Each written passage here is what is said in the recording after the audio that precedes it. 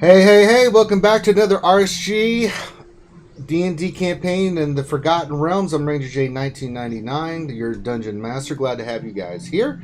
Get through the little notes and everything. Make sure you guys, if you like what you've seen, leave comments, like, subscribe. It really helps the channel grow. And with that, we will get into, first let's do character introductions. And we'll go around the corner, as old Grande Pappy Patron would say, from the RSG crew. And start off with each person, introduce your character, just so people know what's going on.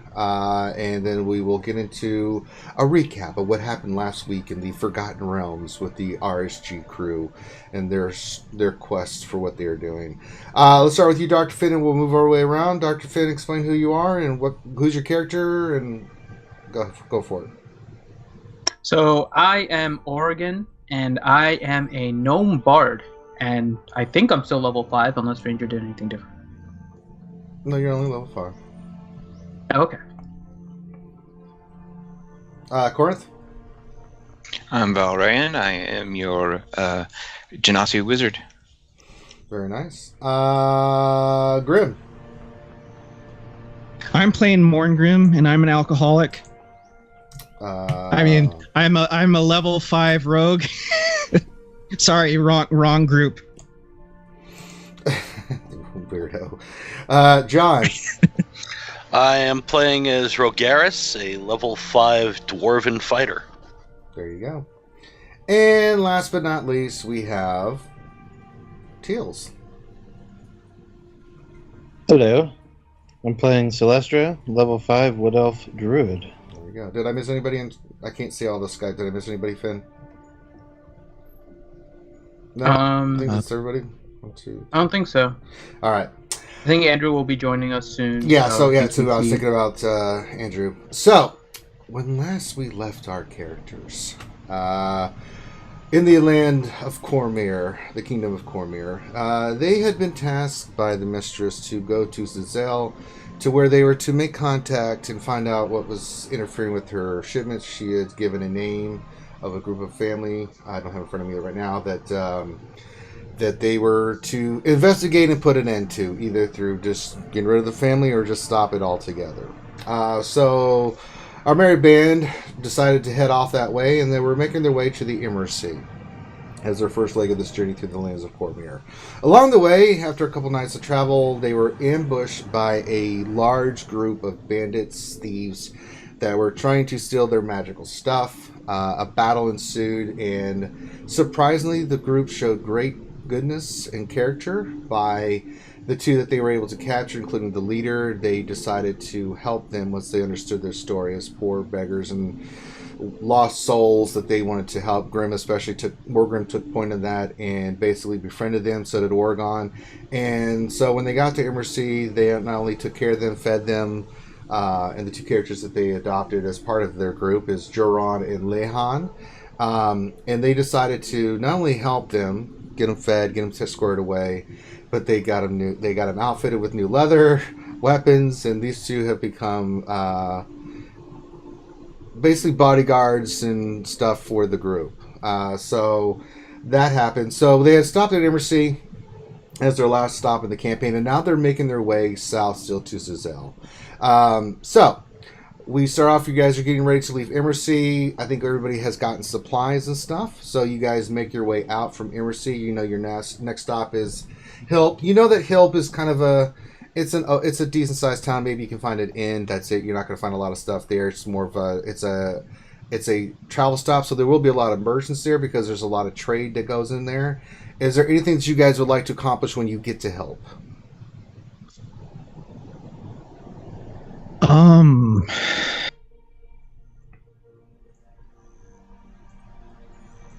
Let's see here. I'm trying to find it on the map here. I've got the map up. You guys I'm just having conversations with my plant. Yes, I forgot. Okay, Finn also bought a fern that he called Fern.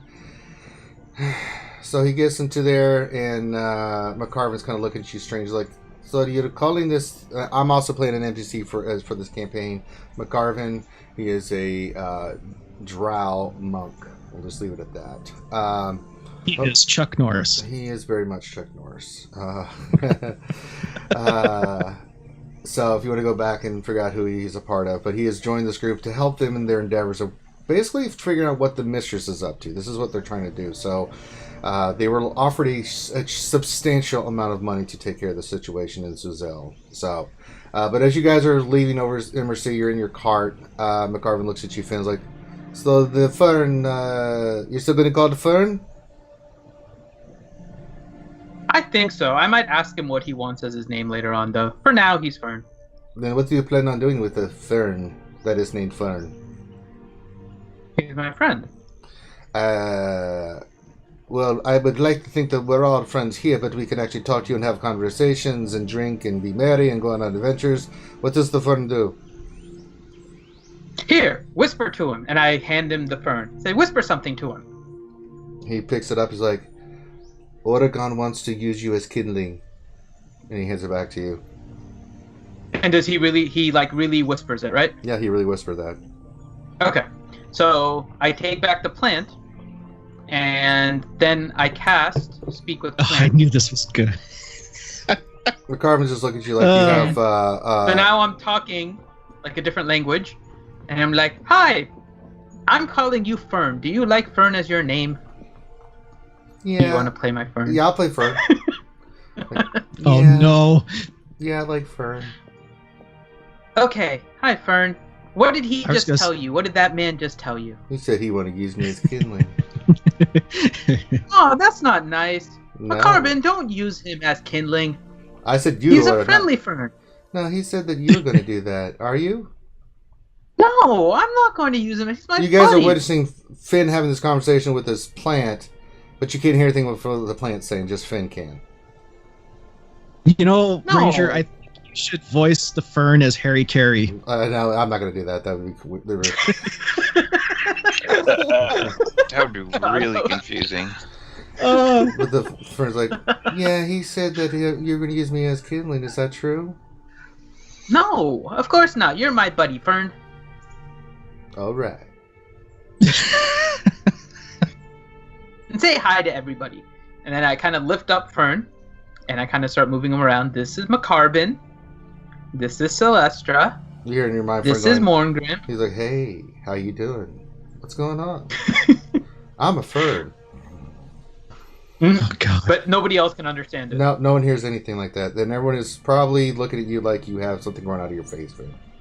Mm-hmm. Even they the did- the the dudes that have been McCarvin- with you for a while are going. McCarvin just "Oh." has his look. It's just like you have made brain damage.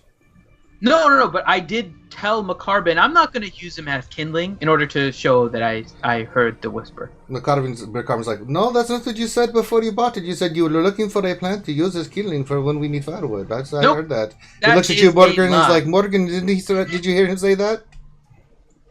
I am not getting involved in this one. You know Thanks what? for I'm being gonna my give it a wingman, shot. Morgan. You are a very bad man. I'm trying to mess with this man. Can I give it a shot, Ranger? Can I try to intimidate him to tell the truth? McCarvin? Oh god. Yeah. Yeah, you can. He's going to roll against you, and Yeah, I know. I'll give it a shot. he rolled a natural 20. Oh Jesus. Go for it, Tim. McCarvin, man. Oh, and I rolled a total 22. Oh, Right, okay. he resisted. I mean, you did a great intimidation. He just got like at his roll there. He just looks. He's like, "Don't be trying to intimidate me, young man. I don't have time for that." But you do have a frightful presence. If I was anybody else, I think I would have peed my pants. Well, that's fine. See, All I'm here to right, protect Finn. I did not mean it. He's not going to use you as kindling. He jumps off the cart, and starts Thank you. walking. He's like, It's "I'm to gonna feed go the walk druid up in front." deer form, right? What's that?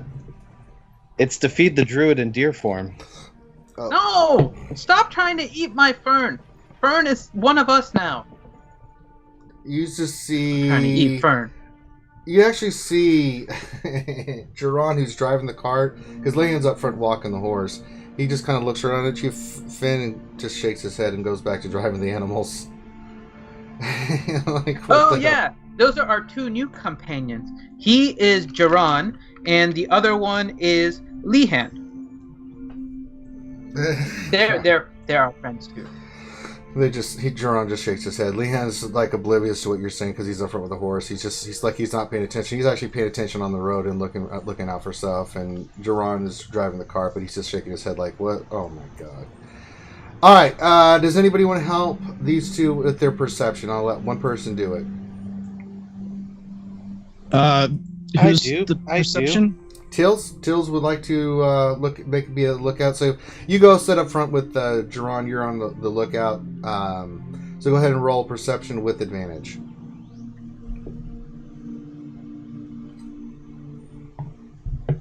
Okay, roll again. Take the first one. Yeah, you will. You don't see anything. Nothing catches your eye. You did really well, but nothing piques your interest. You're kind of like, okay. So you make your way to Hillup. It doesn't take you guys there. It takes you. You get there in the late afternoon. You guys left early morning. It's with the pace that you guys are going. You get there. It's a trading town. You can see that there's a lot of tents and shops. I mean, there's a main community of shops on the outskirts. You can see that a lot of traders come here because on the main road from other places comes this way, and you have the trade from the south. So it's a good trading spot for people. So you see lots of different shops of different food and different clothing, things of that nature. So if there's any shopping you would like to do here, you can. But you guys have supplies and stuff, so if there's anything particular you wanted to let me know. But you guys easily there's a couple in here. There's a trading town. It's not a huge town, say about 1,200 people, but it's walled, right? Half walled. Just the main road that goes through it is not, but there's a gate there. You can see tents in front of the gate on the north side and the south side. And just caravan merchants, people trying to temporarily sell stuff there, read your fortune, just trying to make a buck, so. Oh, I'll get my fortune read. Okay. You go up to the gypsy person that's in them. She's like, yes, my fellow adventurer, welcome to Madame. I have to think of a name for her now. I had it written down. Tuso. You want to be Tuso? Okay, we'll call it Madame Tuso. Let me write that down. Is there a wax museum behind her?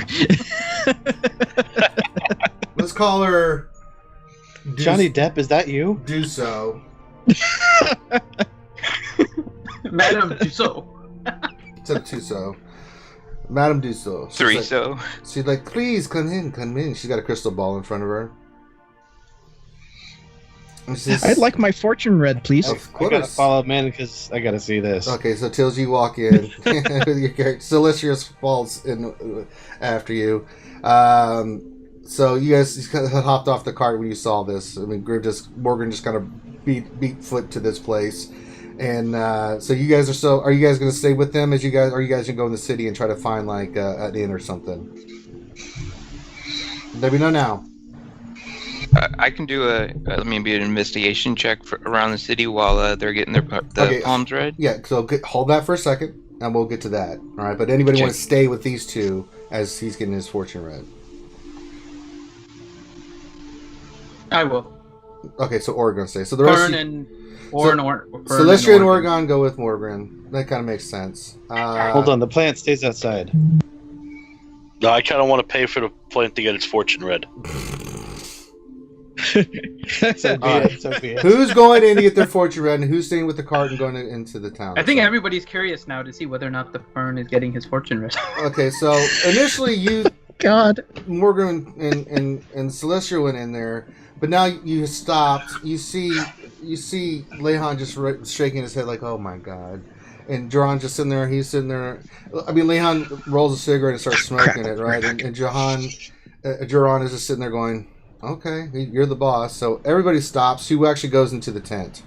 It's a big tent. Rogaris will go in. Rogaris goes in. So Rogaris, Oregon, Celestia, and Morgan go in there. So you go in there, and it's very. You see that there's for interior. It's a really good sized tent. You see this table. She's got a crystal ball in front of her. She's got cards. There's candles lit up and stuff. See, there's a young other gypsy boy there that's there to tend her and stuff. She's like, welcome to come get your fortune read. She looks at you, Morgan. You want your future read? Is that what it is? Graham. Did we lose Graham? Is he on mute? More Graham. He was the Come on, Graham. Come on, Graham. Are you talking to Fern? Okay, so Morgan just kind of stopped. So Oregon will go to you. You come in with your Fern. We know Morgan wants to stress. Well, anybody else wants the fortune read what he decides on what he wants me to reveal about his future endeavors. Ooh, Can you tell to the the future Fern. about plants? Yeah. She looks at Can you you tell very future of oddly, plants? and she's like, 5 silver. What if it's for me and him? A gold. Okay, I'm back. What about Sorry 8 about silver that, guys. for both of us? Make a Phone persuasion call I check. had to take. Can we do 8 silver for both of us? Make a persuasion check. 14? She goes, 9 silver. Okay, 9 silver. Alright, you hand over 9 silver. She's like, she puts her hands to her temples and she's like, I see for your plant. It will grow into a fine tree. And that is all. She looks at you like you're an idiot. Okay.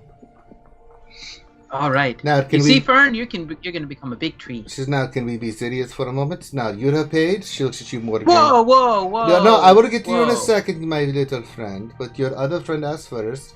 And since you asked me a ridiculous question about these plants, I will go to the man who is most serious.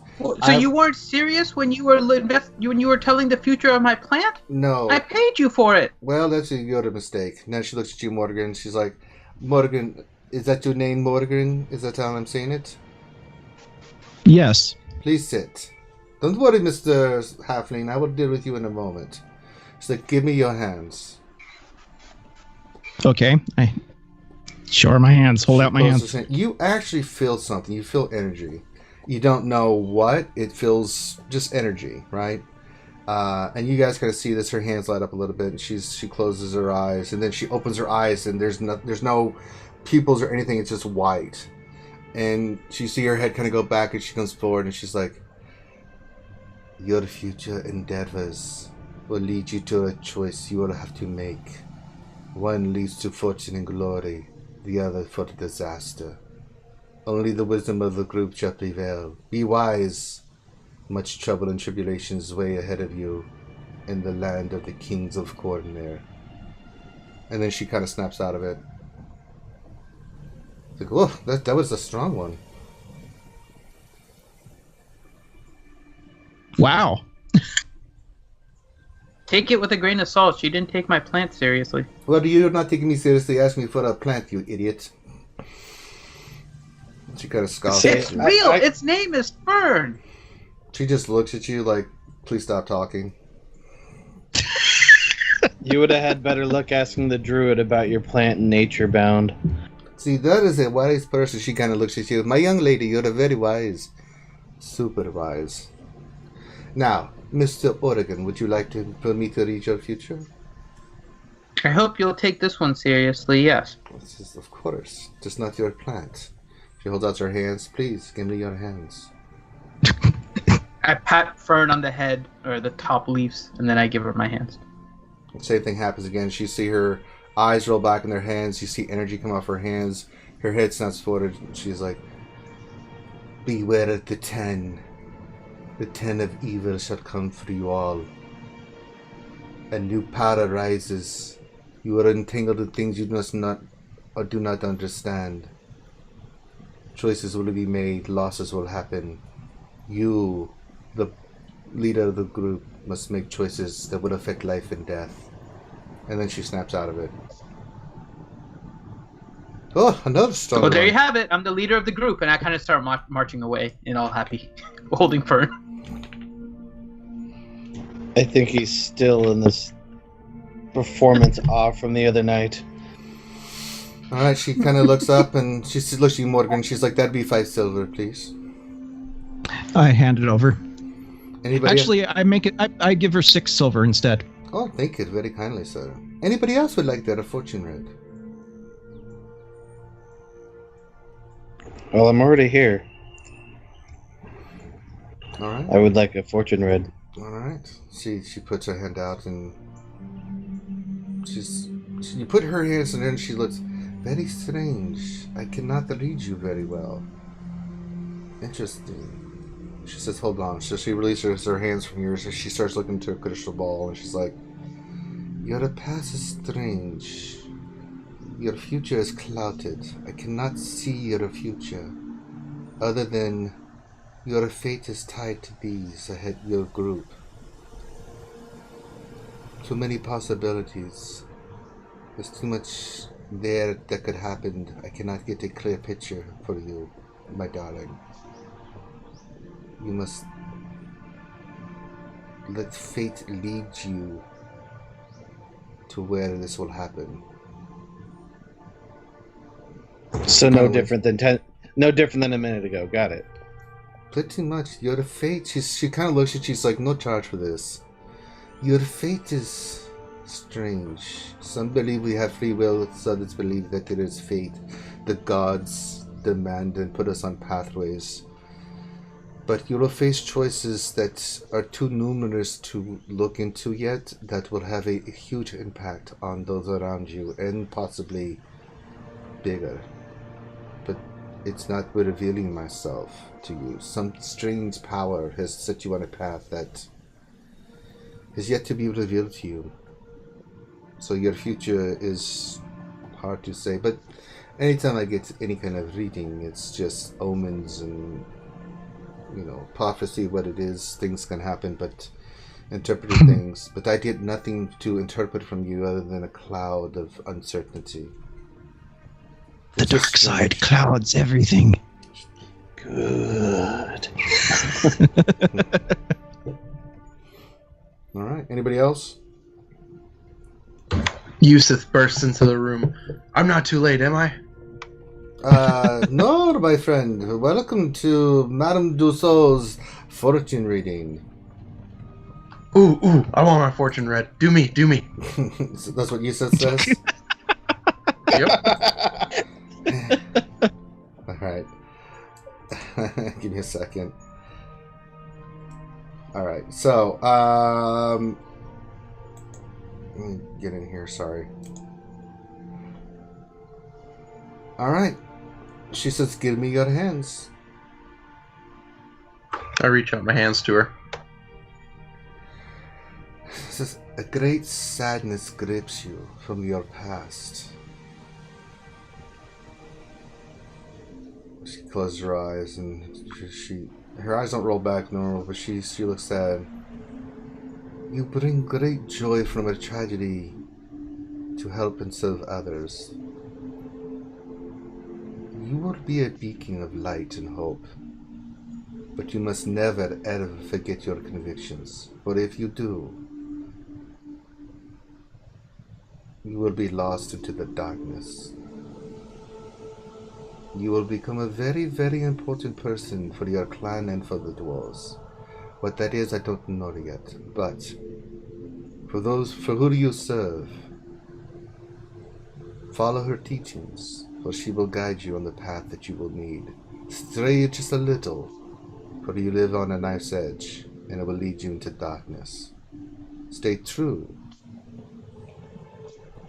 and much will happen in your favor. And then she lets go of your hands. Thank you for that. 5 silver, please. Alright, I'll give her 5 silver. There you go. Alright, so you've had your fortune read. Alright, anybody else? Alright. So that says you guys coming out of the tent. McCarvin's sitting there smoking his pipe and kind of talking with the other two guys. And they see you guys all bundle up. You guys get back on your cart. And you guys go looking for an inn, right? Even if you find an inn, it's a typical, inn that's, got stuff in the bottom, rooms in the back. It's a 1-story building. This is not a 2-story building, but it's a large, very long rectangular building. You see that in the front is where food is served, drink is held, and then there's a doorway that you go through, and then it kind of goes off, and then there's hallways. So it's like there's rooms on the outside of the square, and then there's some rooms on the inside. And sure enough, you guys are able to find rooms. Is there anything else you want to do while you're here? Play my music. All right, make a performance check.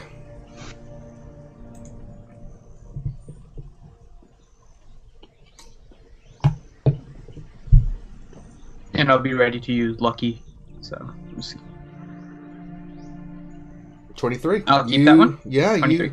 you see Oregon like he always does. He goes into the corner, he starts playing, and he asks the permission of the owner of the establishment, the gentleman's like, of course, and he goes over and plays, and he starts riling people up, and then Finn, go ahead and roll another performance check. I'll Lucky this one. You don't need to. You're maintaining your performance, so you're doing very well. Okay. It ends up the same anyways. Yeah, so you're maintaining your performance, you're doing a good job. You're just kind of keeping up with what you're doing. You're playing your lute, and you're doing magical stuff, and it's working out really well. Make one more performance check. Play yeah, that funky music, White There you Gnome. go. So after you get done, the crowd, people cheer. You can tell there's a lot of farmers and people here, but there's a lot of traders and merchants and stuff, and different people. So it's a lot of different races in here, but they all clap to your thing and start making requests, and you start playing it, and give you a standing ovation, and people are very, very much appreciative of your music, and you put out your hat like you always do, and you make 3 gold and 2 silver and some copper. How much is some copper? Like 7. A little bit of the poor people gave you some copper because they were really appreciative of the music. It was moving and fun and captivating. Okay. All right. Anybody else want to do anything while we're in Hilt? I was just going to do an investigation check, usually. Go for it. What are you investigating? Just any important things going on in the town or anything like that. That's kind of what I usually like to try and do when I go into the new town. Absolutely. So you kind of, with that roll, I mean, you don't really find out anything. You just find out that, everything's fine, trade's fine, nothing bad's happening. The war goes well off to the east. You hear good things, and you do notice that there are a lot of purple dragons in this area that are on their way. You see different companies of soldiers moving to the east, marching down the street to the east. So you do notice that there's still military activity along this route. It makes sense. Coming from the south, from Zuzel, the capital. You see others from different parts. You see knights, purple dragon knights. You see some wizards among them moving toward the east to continue the conflict. But the townsfolk said, other than that, everything's normal. The war's going well, it seems like. The trade's been fantastic, but no problems per se, and your investigation doesn't really find anything other than normal stuff that you would find. All right. Anybody else? Yeah, I'm still getting to know the guys better, the new recruits. Sure. So and you guys are hanging out in the bar? I'll actually ask them if there's anything that anything they need. No, that they can think of. I mean, Jaron and Lehan are both very happy. They're very appreciative. You see Lehan, Jaron just was ecstatic that you've never seen a man more proud. He's got this nice bow. I mean, it's a used bow, but it's still nice, right? And these leathers, and they are very, very loyal to you, Morgrim, and to the party. They seem to be, because they're constantly, when they eat, they don't drink a lot. They're constantly just scanning the room and looking out for you guys as bodyguards. Lahan more than Jaron. Jaron's still, he's just a simple, peasant that can hunt that you guys kind of scooped up and stuff. But Lahan, with his weapons and stuff, he can handle himself, and he's being very more perceptive. I mean, God bless him, Jaron's trying, but he's still a young kid that is kind of learning his way, and he kind of looks at you, Morgan, as kind of and Lahan. You can see Lahan's kind of taking him under his wing. You guys are taking this young kid to mold, right? So he asks you a lot of questions about your adventures and stuff like that, and. But is there anything conversation you want to have, Morgrim? You can. Actually, later that night, I'll as we're getting ready to crash, the young guy, I'll be like, I want to teach you something, and I'll take him over to the door of his room and show him how to picklock it. Okay. Or lock pick it. Well, let's see if you can do it. So roll a. Sleight of hand, I guess. Well, not sleight of hand because you're trying to teach him something. I mean, let me think about this for a second. What would I want you to use? Performance? No, it's funny that they don't have like teaching as a. So I'm trying to think of how I could do this. Give me a second. Let me think about this. You know, I'm gonna show you how to do something really cool in case you need it. Yeah, do I think it would probably be a performance like a lecture, though, right? Because you could perform like a Performance speech. or I don't think it would be Arcana. No, it'd be performance. So roll a performance check to see if you can be successful, and if you're able to show him what you're trying to teach him. And I'll give you I mean, advantage I on don't this. expect them to pick it up right away, but No, but you know. just to see how successful you are at showing him this stuff. So roll a ooh, performance. 18. So 18, yeah, you get him enough to where you kind of teach him a little bit about that, and you're in him and Lahan are in the same room, Lehan, and Lehan kind of chuckles and is like, "It's a good skill to have." Hey, it's gotten me out of a jam. But you more see, he's than- kind of struggling with it. He's looking at it. He's trying to follow your. It takes him a little bit. He's nowhere even close to being proficient at this. He now has the ability to do this, but he's not very good at it. So he's like, okay, and he's trying to follow your stuff. He's being very careful because he doesn't want to break your tools. But he's able to do it. It takes some time, and you think if he's shown some more about this after time, he'll be able to actually have that skill. Yeah, I just thought about that. So, you know, in off the top of my head, would there be a I guess you can pick them up from general stores, right? Lockpicks and stuff. Sure. Yeah, you can. Well, it's a little bit more undergroundish kind of thing. It's, you know, that you would have to kind of go to your shadier parts, but you can pick some up. Not here, but you know definitely in Suzelle you can get him a set like that. I mean, easily. Okay, that's something. But general I'll wanna store do in stuff the don't morning. advertise that kind of stuff. You probably have to get it through underground. You know, like lockpicking tools says, "I'm here to steal," and most merchants don't sell that openly. It's against the law. Yeah, that's why I was asking. Yeah. But that'll be something my character will want to do in the morning. Sure. And I want to pick up a padlock with a key, a Yeah. practice lock, so to speak. Yeah, you're easily able to do that. Mark off 3 silver for the key and the lock, and you give it to him. But this will be something for him to work on in the evenings after everything's done, and you'll sit with him Yeah. and chat and give him the ins and outs of that. So there you go. All right. Anything else? Anybody? We're hitting stores in the morning or doing it now? It's in the later evening. You went by the merchant, but once you got everything set up and you ate and everything, it's late in the evening. If you want to hit stores in the morning, you can. Okay. So nobody wants to do anything on the rest of the night. All right, you wake up, have a nice breakfast. Rogaris, you want to go shopping? Is that what I'm getting? Yeah. All right. So Rogaris, you want to go shopping? What are you looking for? Well, I'm looking to see. Do you announce this, by the way? Yeah. If anybody else wants to go. Can I tag along? Sure. Okay, come on, Fern, let's go see the city. I will go with the 2 new guys and go get the cart ready for. Yeah. So when you we can get do that. ready to go. And I think McGarvin goes and helps you guys as well. All right. So. I'll follow the exploration. All right. So yeah, you, Celestia, you were very curious about this. Is still new to you. I mean, you do have knowledge and stuff, but you never really Just trying to take in each try new to take city it and and how learn. it works. Yeah.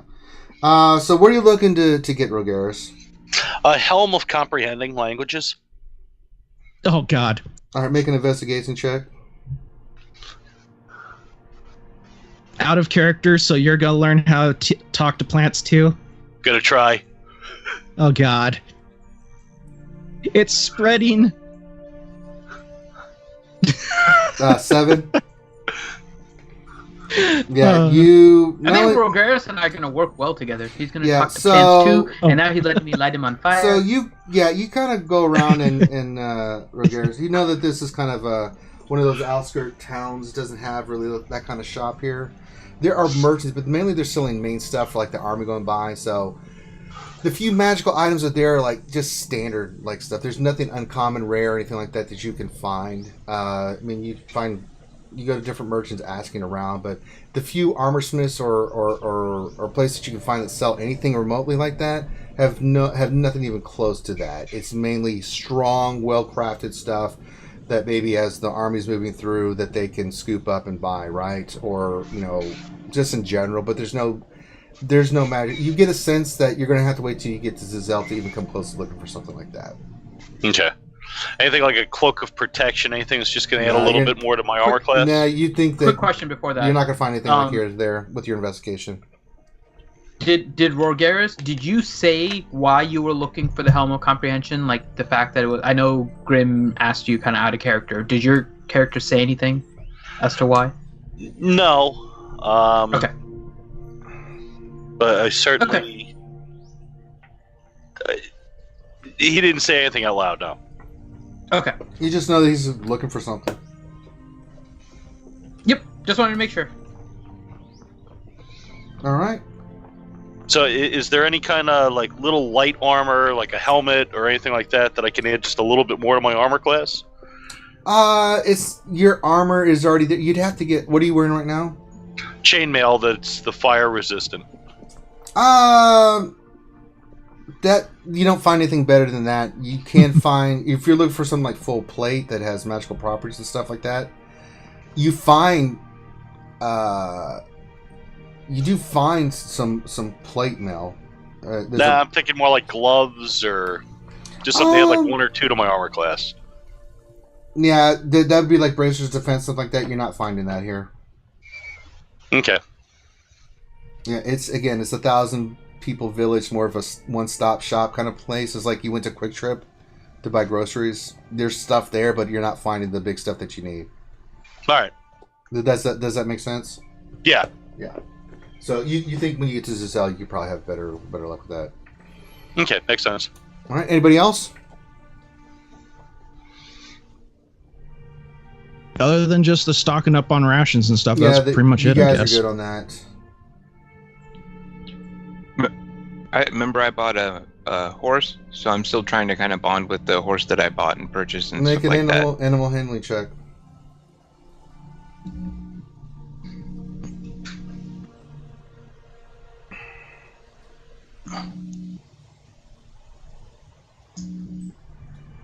Yeah, you are really bonding with your horse. You feel like you are becoming to have that special relationship that you can have with an animal. It trusts you more and stuff like that. So yeah. Oh, my phone's about to go off. Oh, shouldn't stop that. All right. All right. So we continue on. So you guys scoop up your stuff. You guys come up to next part of your journey. You know that you're going to have to stop along the way. You do come up to this gigantic bridge. You do know it's coming up on the map. Kalantar's Bridge. I think that's the name of it. Yeah. Kalantar's Bridge.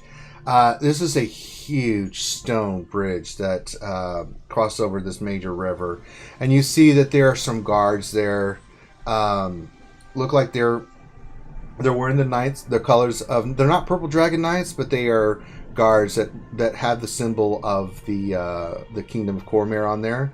And you see people are being stomped as they go in and out, asking for... what their purpose is and stuff like that.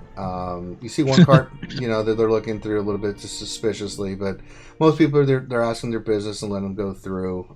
They're kind of holding traffic because even though the bridge is enormous and there's two ways across it, they don't want it to get too congested, so they hold people. Once they let them go away a little bit, then they let you go in and stuff like that. So you guys pull up. Who is up front with... Geron. Leon's up front with the horses walking them, but who's up front with Geron? That would be probably me. Okay. It's usually Grim or McCarbin that are in the front. So. McCarbin's just in the back chilling. He's actually just smoking a pipe, just chilling. Yeah. I mean, most times you see McCarbin, he's just in the back. He's like meditating or something, or he's walking along the cart. He's either meditating or he's walking. He's not ever just sitting there chilling. So... for some strange reason, when you mentioned the guards in the bridge, just the scene from Monty Python played in my mind. That's why I was giggling. What is your favorite color? Blue. No, green. Ah. What is your name, O powerful wizard? Some call me Tim. Okay, Tim. You guys come up, the guards kind of look at you and they're like, whoa there. All right. What do we got here? What is your purpose? Where you headed? Looks at you. I tell him. Tell him. We're heading to our next stop, Sazale. And what's your purpose down there in Zazel? To find work, hopefully. Oh. Band of adventures? Yes, sir. All right. All right. He just kind of looks around, and another guy goes around, checks the cart. Everybody's just chilling there. McCarvin's like slunched over in the cart with his blindfold on and his hat. He's just kind of sitting there, and they look at him suspiciously, but they don't really pay it any mind. And like, all right, well, just be careful. You on the other side is a place to camp if you want to camp for the night. But other than that, you're welcome to move on. Just remember the law. And he's like, wait a minute, you said you're a band of adventurers? But looking for work? Yes. Do you have any documentation on that? I look at Oregon, because he's the one that has the paperwork. Yeah, I pull out the writ from the magistrate from before. Yeah, you have your stuff from Arabelle, you have the letters and stuff. So he looks he's like, oh wow, okay. By all means, he hands it back to you. Like, move them along immediately. He was like, right. And so they let you go. As soon as they saw the paperwork you had, they're like, yeah, we're not messing with them. You know, so. And as soon as they let us go, you hear Oregon from the back going, Team Asthma, go! McCarvin gives you a look like if you say that again, he's going to hit you with his stick. I thought we just went shortened for 18. Yeah, so McCarvin's sitting there, he's like, all right, let us come up with a name. I cannot stand this asthma. I feel like we have a communicable disease that people will not, I don't like this name. As a group, let us come up with a name. What should we call this band of adventurers? Let's make it something that's, that says something that's cool. Is cool the right word? We use cool. Let's take everyone's first name. So we have Rogeris, we have Oregon, we have Morngrim, we have Yusuf, we have Velron, and we have McCarbin. And now we have Jeron, and we have Lehan. So our name can be don't forget Celestia. Ramiz Megavit. Well, that's the dumbest thing I've ever heard from you, Oregon. How about the shin kickers? The who? The shin kickers. That's a possibility. How about Faerun and the Fantastics? No, I don't like that either. Anything with the fun must be automatically rejected. Come on, we're intelligent people. Let's call ourselves the Dungeon Llamas. Possibility, but put that out there. So we have the Dungeon Llamas. Not too keen on that. The fern thing is gone. So we have 8. Why don't we go with 8 guys, a girl, and a fern? What is this, a play? But what you're doing? No, we call a play something like that, not a group of pot. We are a powerful adventurers. We must come up with a name to call ourselves, or something that the Harpers have a name. The Zentarum have a name. The Red Wizard of Fate. Bandit Force 1. Huh? Bandit Force 1. All right, I can tell Oregon is not taking this seriously, so I will look to the rest of the group to come up with a sensible answer to this. He looks, he's like, well, Garrus, what do you think? What name would you think? Voltron? No, I don't know what that is. We're not using Voltron. All right, you and Oregon are out. Yusuf, what do you think? How about the dipshits? Is that a curse word? I don't know. You tell me. I'm asking you, is that a curse word? Perhaps. All right, you're out as well. So 30 people are out who are not thinking straight. He looks at your character, Celestia. Like, Celestia, you're new to the party. I find you a woman of very intelligence and decor. What do you think we should be called?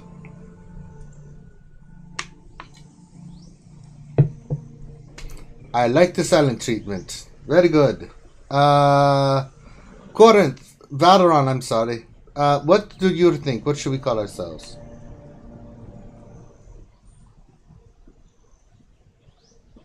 Alright, am I just giving you the silent treatment on purpose? What is this? No, I'm I have trying, another idea.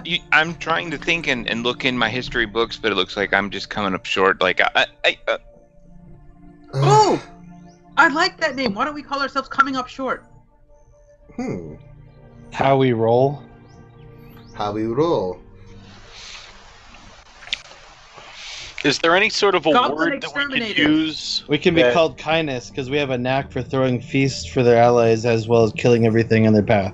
We kill people with kindness. Goblin Hunters. No, that's ridiculous.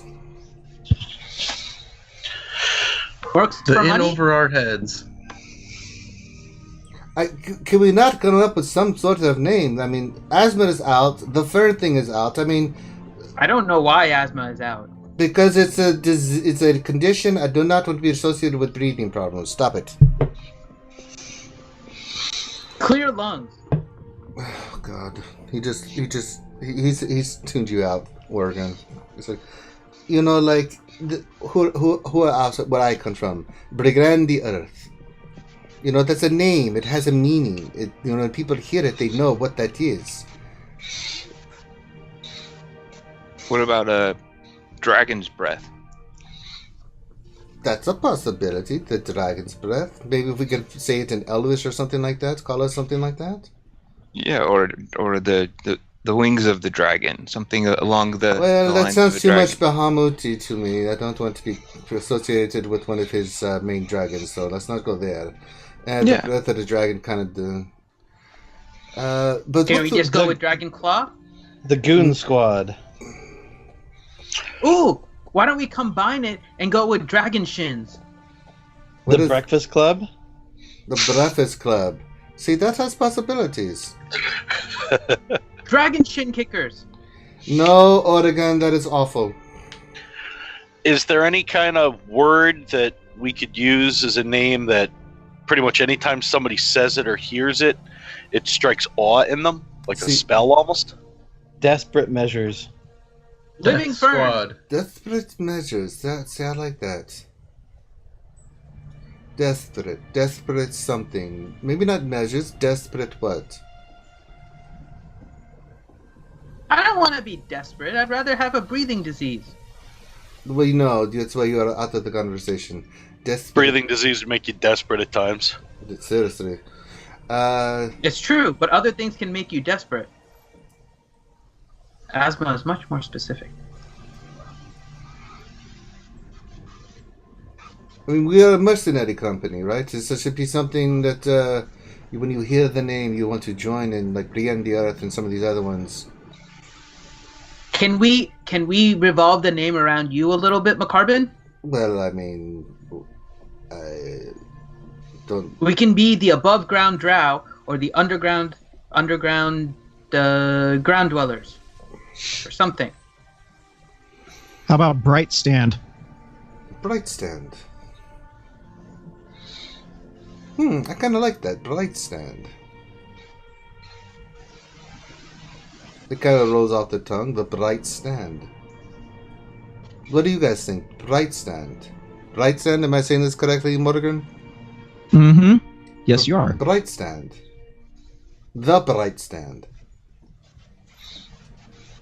No, I Interesting. don't like the. We're just Bright Stand. I don't know how many of us are very Or- bright.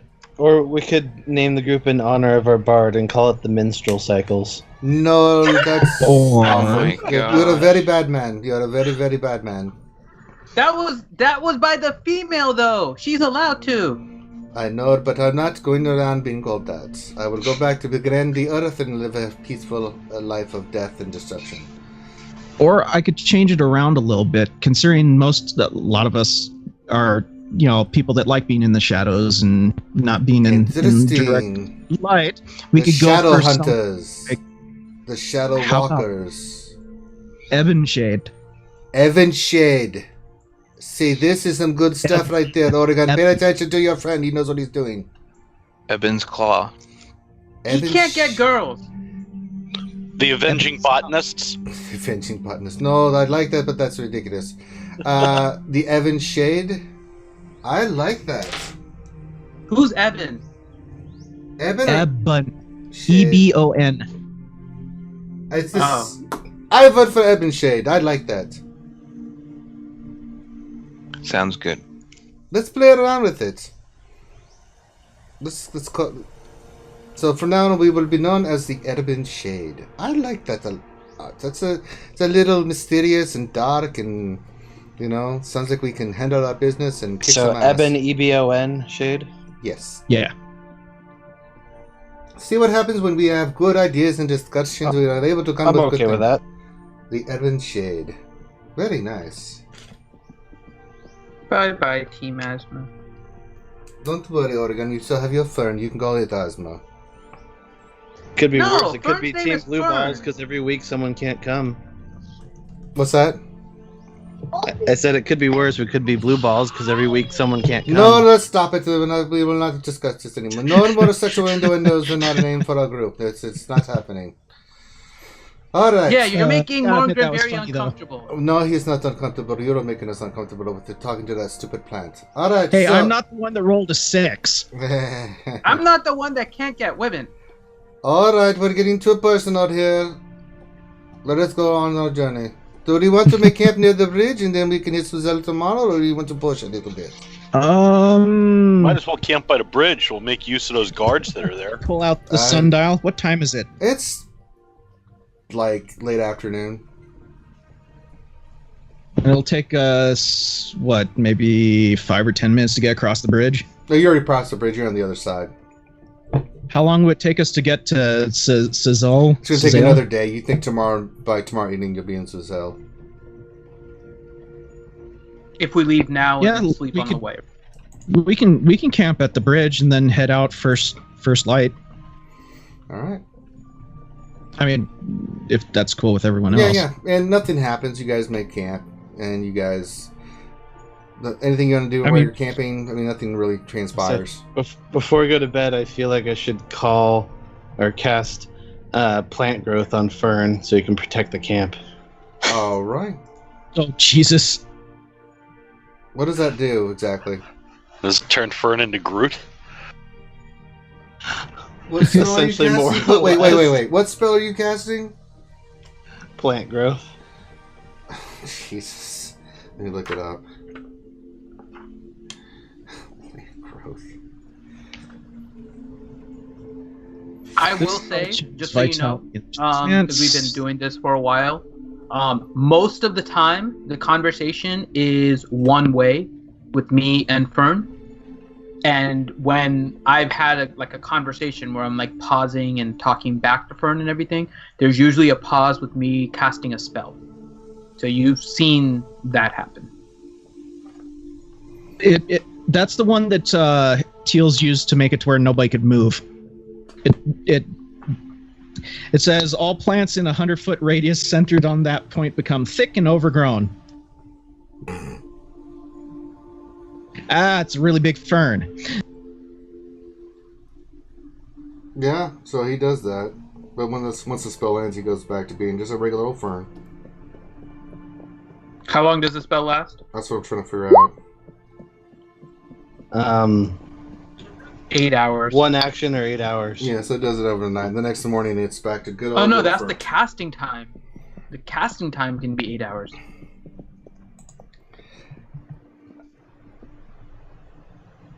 How long does it last? 1 year. It says 1 duration instantaneous. Yeah, it's at 1 action or 8 hours, so it lasts 8 hours. But that's the casting time. Yeah, it says all plants in a half-mile radius centered on a point become enriched for 1 year. This is more for, I don't know if this is... It's almost like a ritual. So you just But see, the basically thing made is, you this can- area very... You can speak with your plant and have them reverse in the morning. Yeah, so you That's do... something you can use with speak. Fern with, grows a little tiny bit from this. God. You can talk them out of it in the morning. Jeez. The guards now have to like be extra vigilant for the plants around the Yeah, bridge all of a there. sudden a freaking forest popped up right around them. You go, pink. I think we killed Ranger. What the? The druid now feels more at home. Yeah, you did very well, and you just made this area enriched for a year. So if anybody discovers this, they'll probably plant farms on this side of the bridge. And like, this is some really fertile ground. What? Wow, we can make a homestead here. All right, so that happens. So you guys wake up in the morning, nothing happens. You guys go about your business, and then you finally make your way to Zuzel. I'm just going to skip. You guys get there about late evening, and Zuzel, and I'm going to bring you to it. I'll show you the outline of it and stuff. So here we go. Oh, that's too big. That's intimidatingly large. Yeah, it's going to get smaller. So you guys are coming from this point right here. So you're coming in. Well, I'm sorry, from right here. From the direction you're coming from. So you see these. I'll describe Zuzel for you here. Give me a second. So many books. So.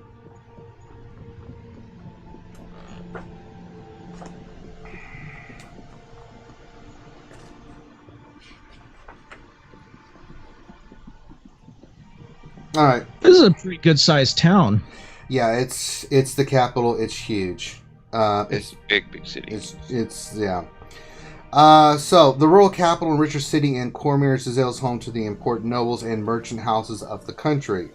The center of the city is the royal palace, which is surrounded by gardens and is the buildings of the royal court. You will know all this stuff, and this is like you just reading this to them because you've got the history and geography and stuff, Valron. So this is what you're telling them. I do. Like you're reading from the book, right? So I'm just reading what you know. Okay. City maintains a large barracks for the Purple Dragons, plus stockyards, shipyards, and dozens of inns, taverns, and feast halls.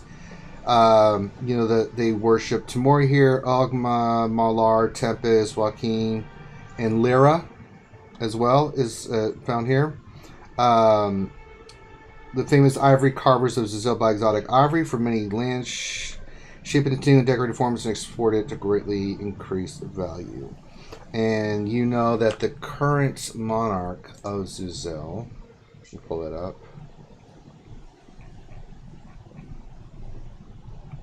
If I can find it.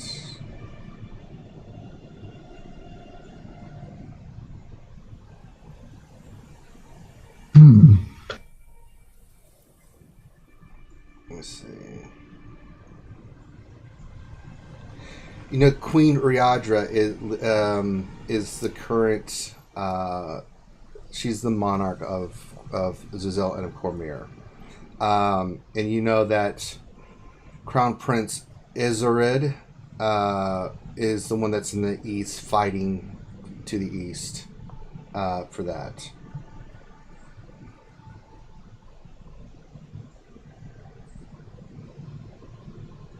I think that's it. So, if you want to know more, we can roll for it, but you guys get into town. What do you guys do? What's your first plan of action?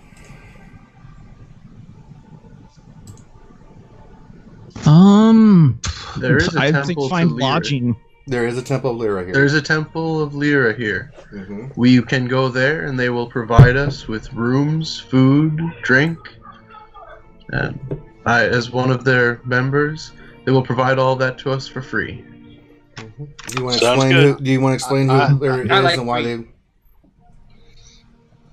Yeah. So you go into Zuzel on the map, and you can see that it's in the religious section. So you head over there. You guys head a little bit to the southern part, and you find it easily enough. I'm not going to make an investigation and stuff. So you're able to find it. You get there, and it's a good-sized temple. You can tell that it's been there for a long time. You walk in, and the religious symbols of Lyra are there, and I got to pre-organize myself to Lyra. Hold on a second. Yeah, I'm just gonna make it a little bit more difficult and say, do I see any markings? You know, the thieves Make an investigation markings. check. These can't.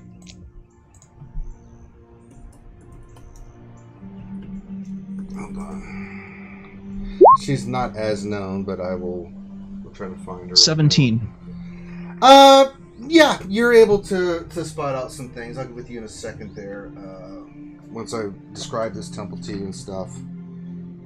Well, I'm just looking around to see what the markings say of, most of the time that's like, there's a safe house this direction, or there's, a fence over stuff like you're that. able to find that stuff. So in the back of your mind that, yeah. So let me pull up Lyra here. So sorry. So when you get there, you know that Lyra and her symbol is a triangle with 3 stars. She's known as Our Lady of Joy. And as you walk in, you see a priest, an older gentleman, but very well put together. He has gray, sideburns up to his ears. Very nice cut of black hair. Comes in. It's like, welcome to the house of Lyra. And he's looking at you like, oh. He looks directly at you. Who's following you, Seth? Yep. Yeah. You see that very bright colored robe has some jewelry in it, rubies and sapphires. You do know that those are sacred to you. And they're all about joy and stuff like that. And you see that the temple is dedicated to her in that sense. There's symbols like that all over. People are very dancing, very, very colorful outfits and stuff. And he comes in, he's like, can I help you, brother? Hello, brother. Me and my group of adventurers would like to stay here, perhaps for a few days, if it would be all right. Of course. Please, come in. So, you come in. I thank you. Yeah, so he's the head priest, and he welcomes you. He gets you guys situated with rooms, and it's like you may join us for our nightly dinner. You're more than welcome, or you can find your thing. But you're welcome here, brother, for whatever you need. Tell me, is there anything of interest that we might do in the city, perhaps? There's all kinds of festivals and activities. A little bit more than normal. The war still rages on, but we try to bring as much joy and happiness in people's lives as we can.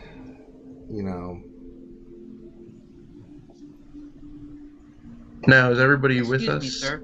Yes, he looks at you, Oregon. Yes, my little one. Why is there more festivities going on now? It's just revelry. People are trying to keep people's spirits up, uplifted as the war continues on. I mean, there's been a lot of celebration because it sounds like the war is going to be over soon. The Crown Prince is really, from the reports that I've seen, is basically pushed the enemy to the brink. You hear stuff like this. I don't know if it's true or not, but some soldiers have come back and people are more happy and things are going well. So trade is profiting.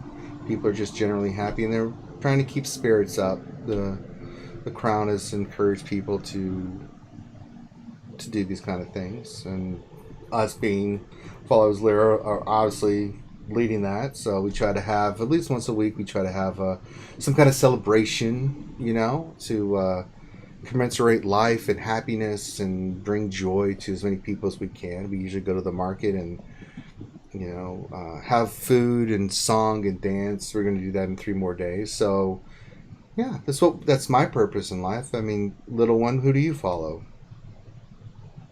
I do not follow anyone. I am a man of money. You may want to look into Joaquin or somebody like that then.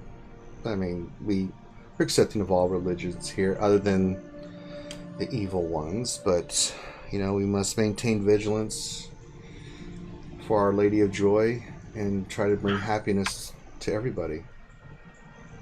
I understand. My small gnomish friend here is actually quite the talented musician. Is he? He would actually make quite a good worshipper of Lyra. His music gets people on their feet, moving and dancing with joy. Well, Lyra ballads, yes. Well, my little friend, shall I teach you the greater joys of Our Lady of Joy? I do appreciate the offer, but I'm not sure that is for me. All right. While I will take any opportunity to play music, though. Well, we're about to eat dinner here. If you would like to regale us before our dinner with some of your music, we would be most honored. Okay. And then you see Finn, he takes you to you guys get all settled in, you guys come back, and then scoops you guys all back to a room where there's a big, giant table, lots of different people there, and you can see that it's a big open area. There actually is a stage, and you get a sense from this, from the followers of Lyra, that they love music, and they love dancing and stuff, and you see that there's all kinds of pretty maidens and stuff, priestesses, and so you get up there, and there's a couple of other people that play music, and you guys play, and let's see how well you do, Finn. No luck on this. This is just see how well you play. So roll a No performance luck? check. Okay. No luck on this. Okay.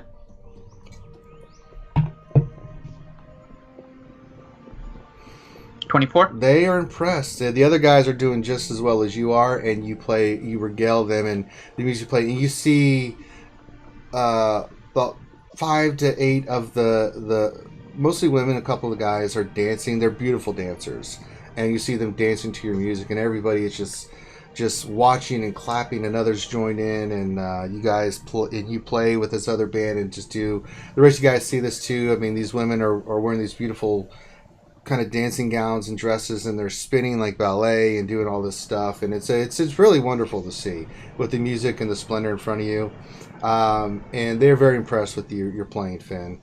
And then afterwards you get done, you all sit down and have a meal, and you're sitting at the closer end of the table, this long table, and there's a couple other benches for the lesser acolytes and priests and priestesses, and you're being served, and they have a very splendid meal. I mean, again, joy in life. They love to eat good food and live life and enjoy everything. So food is served, and you guys are eating, and you can ask questions to him. He's in there. Yeah. He's entertaining you guys. So anybody that wants to ask questions can. Well, I'm gonna raise a drink to the main guy that gave us lodging and thank him. You know, thank you for the hospitality. Wow. Yeah, and his name is Denton. Dinton. Denton. Dinton. Thank you, Denton, for the hospitality. It is much appreciated. Oh, of course. You have a beautiful.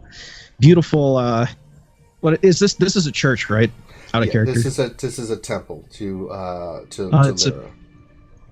Okay, this is a beautiful church. Well, thank you. It's been here. You have nice tastes. Well, thank you. He says we have this temple has been here since pretty much the founding of Cormyr, and we do everything to make sure that it stays that way.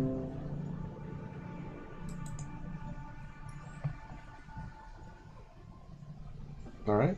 Anybody else? Am I done performing at this point? You guys are eating this. So yeah, you did it. Everyone danced, had a great time. Now everybody's eating. And you're sitting there at the I was wondering if you could tell me about some of the people here, because we're looking to find someone. It's a friend of an acquaintance, and we just wanted to know a little bit more about him before we see him. Yes. What is the name? It is the House Traylon, is what we would like to know a little more about. Traylon? Yeah. It's like, it's a noble family here in Cormyr. They are a trading company. They own a trading company on the docks. The good folks, I know them very well. Anybody in particular in the family you want to know about? Micus, yes. He is a younger son, very boisterous. Likes to have a good time, but he has proven his worth in battle. He's a young man, still, I'd say he's 27, 28 now. I don't know him that well, but his family operates. He joined the military and fought in the war. Has been fighting in the wars. He's back now, and he's still part of the Purple Dragon Knights. He is an officer in there. I don't know what rank he is, but he is kind of on, if I was to say, sabbatical. He mainly serves in the barracks, He doesn't get involved too much in his family business. It's not for him. He has other family members that deal with that. But he does occasionally, they have events at the noble house and stuff, and he is well received, and people really think highly of him.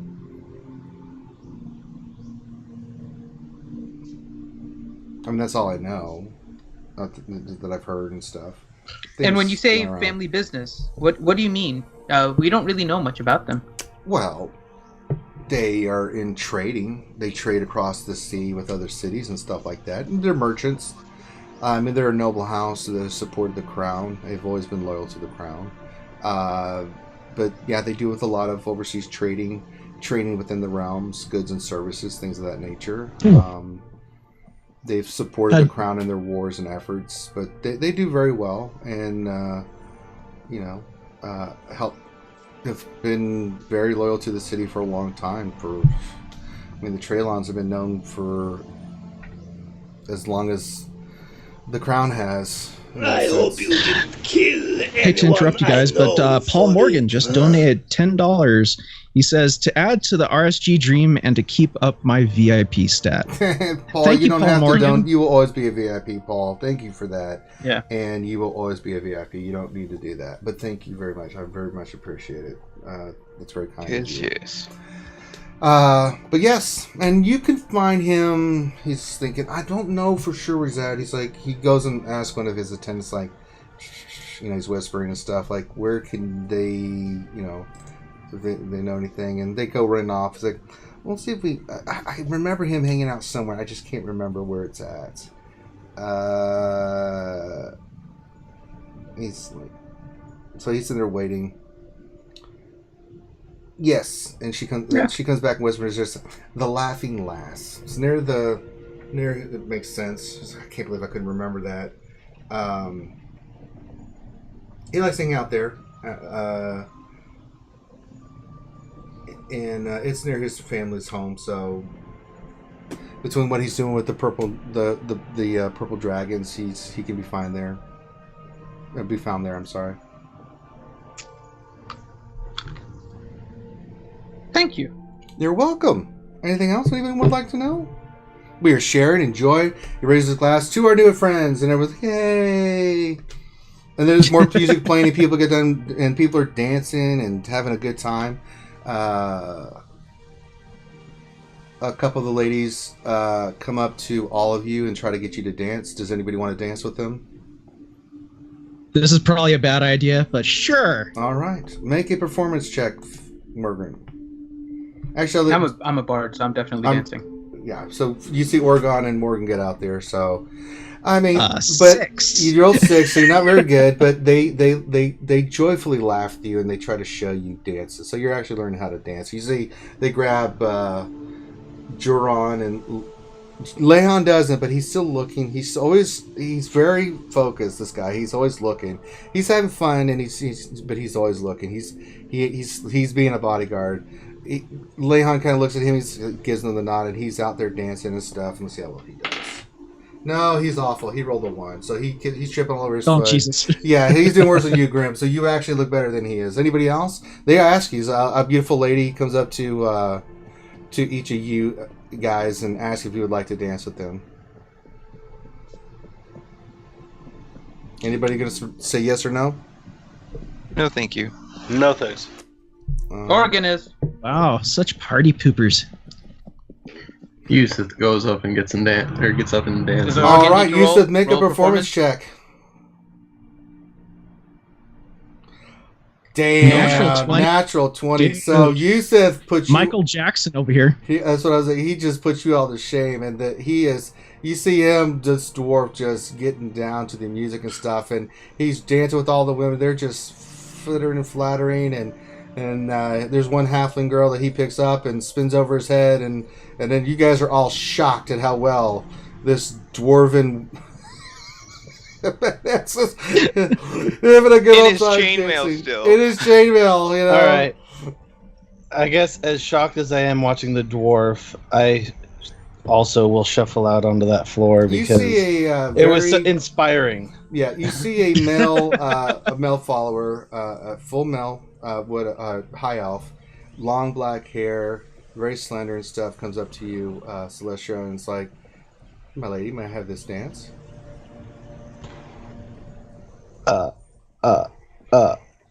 Yes. Okay, so roll your performance. Nice, natural 20.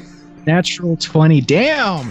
Wow. So you see Celestia and you sit on the dance floor, just you see Grim and Gerard just sit there trying to dance, and they're just not doing. But it's all in good fun. You can see they're having a good time, but you see Andrew, and then you see Celestia just get up there, and she's with the other elves, and this one elf, and they're doing this incredible magical dance with the music and stuff that you guys actually stop for a moment and watch this. Even Yusa's got one side of the room just doing the dwarven jig, and all these people are, even that Dinta gets up, and you guys are two-stepping over there, and then you see on the other side Celestia with this other dude just dancing the night away, this beautiful, elegant, elvish dance, and it is quite impressive.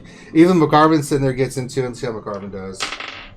19, Jesus, McCarvin is doing the same Holy thing. crap. And McCarvin gets out there and he is just dancing this elfin dance. He's not high elf or wood elf and being a drow, and he kind of, but he picks it up so fast, just being as dexterous as he is and stuff, and he's able to pick it up. So you see this happening, and then over to the other side, everyone's drinking and doing this wamping stuff. Yusa's just leading them in this charge. So, and then you see Orgon trying to keep up. Orgon, roll a performance check. Okay. See if you can copy what Yusa's doing. Yeah, you do. You're 23. You see Orgon just mad. They're having like this dance off where Orgon's trying to copy everything Ethan does a move, and then Orgon tries to copy it, and everyone's laughing at this and stuff. So this goes on for the rest of the night. You guys dance and drink and be merry, and have a good old time, and anything else anybody wants to do while we're here.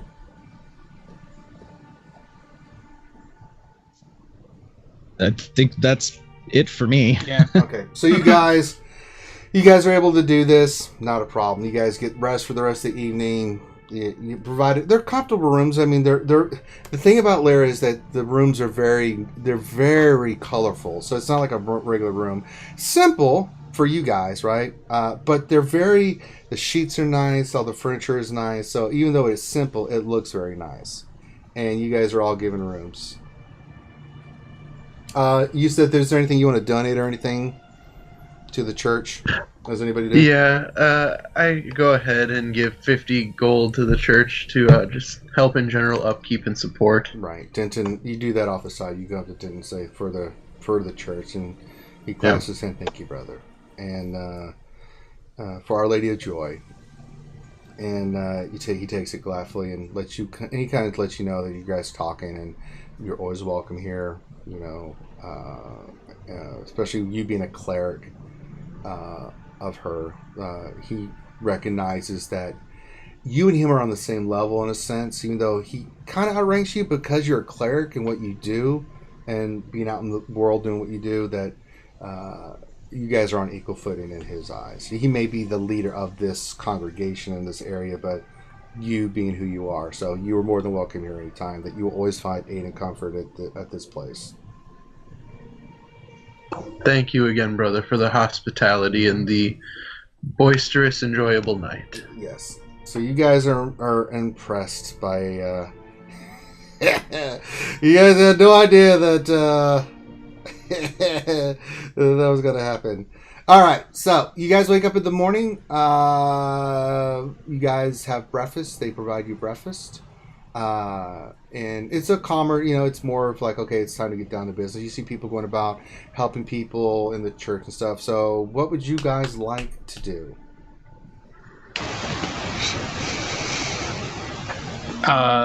This is after breakfast, you said? Mm-hmm. I need two people to make a perception. I need two people to make a perception check. Perception, huh? Tills rolls a 9. Anybody else? Heyo. Rolled a 2. Got a 9. I can roll one. Go for it. I'm kind of a last. Very Can good. I Cool. assist? Thank you. There you go.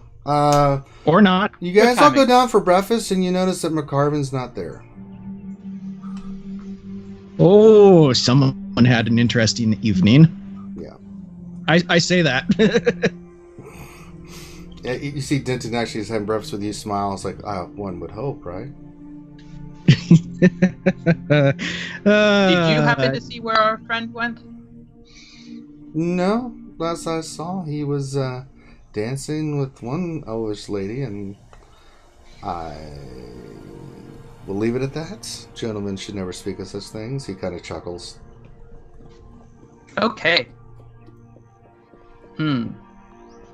Let's give him a few minutes, and then we'll page him on our little brooch. All right, you do that. All right, Finn, you do that. You get no response. So we wait a little while, and then I yell for McCarbin on the brooch, and nothing. Nothing. I wonder where McCarbin is. If I was a drow. Sorry, I'm rolling something just to check. Sure. So you can ignore this, but this is kind of my own thing.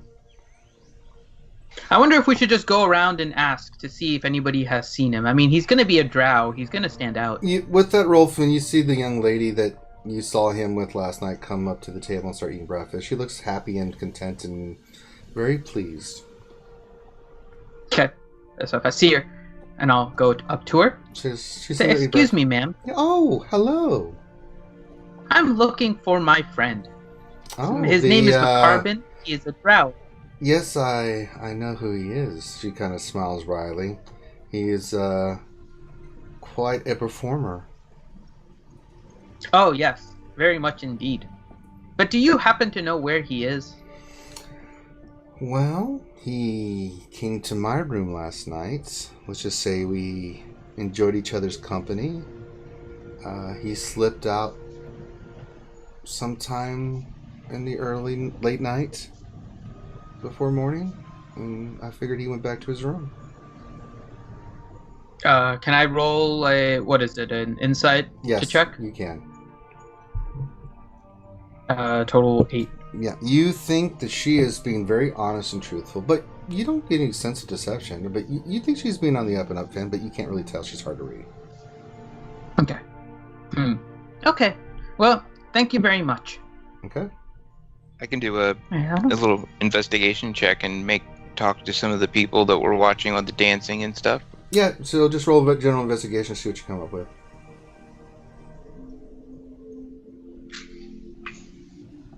23? Yeah, you go into Sherlock Holmes mode a little bit there, Valeron, and you go and talk to people and stuff. They all say the same thing. He went with her and after there, but they had seen him since. No one's seen him since they went up to their rooms and had a ruckus time. Okay, well, I'm gonna myself suggest that I'm gonna go check my horse and our our carriage and stuff and see if anything's there. That's my first idea. You know that, yeah, you're pretty much sure that it's fine. It's here at the temple. They have places for horses and things of that nature. And as soon as you go check, you see Duran and Leon have already there checked. And but you go take out your horse because you want to bond with it. So yeah, you go do that.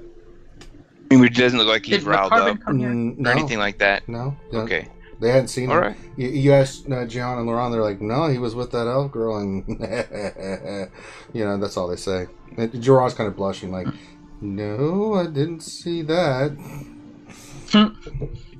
I'll just look at them, not sternly, but a moment and say, keep your eyes open. Something may be going on.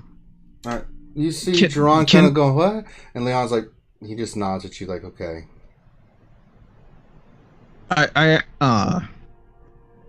No one went and checked his room. No I one want has to go checked check his room. Go knock on the door. You go knock. There you go, Morgan. You go check his room. When you go in, it's not locked. You go in, and it's strange. You see that his backpack's there, but the window's open, and you see none of his other stuff's in there. Pick up the backpack. Yeah, all his stuff's there. and I'll carry it for now. But I'm gonna look out the window. Where does it lead? It's on the second floor, and you can see that there's buildings all around it. There's it overviews the main street to where the temple is, and you can see that, other than the window being open, the door is shut. So, but the window is open, and other than his backpack and some stuff on the desk, that is his personal stuff. Nothing else is missing. But roll investigation. Look up. Roll investigation.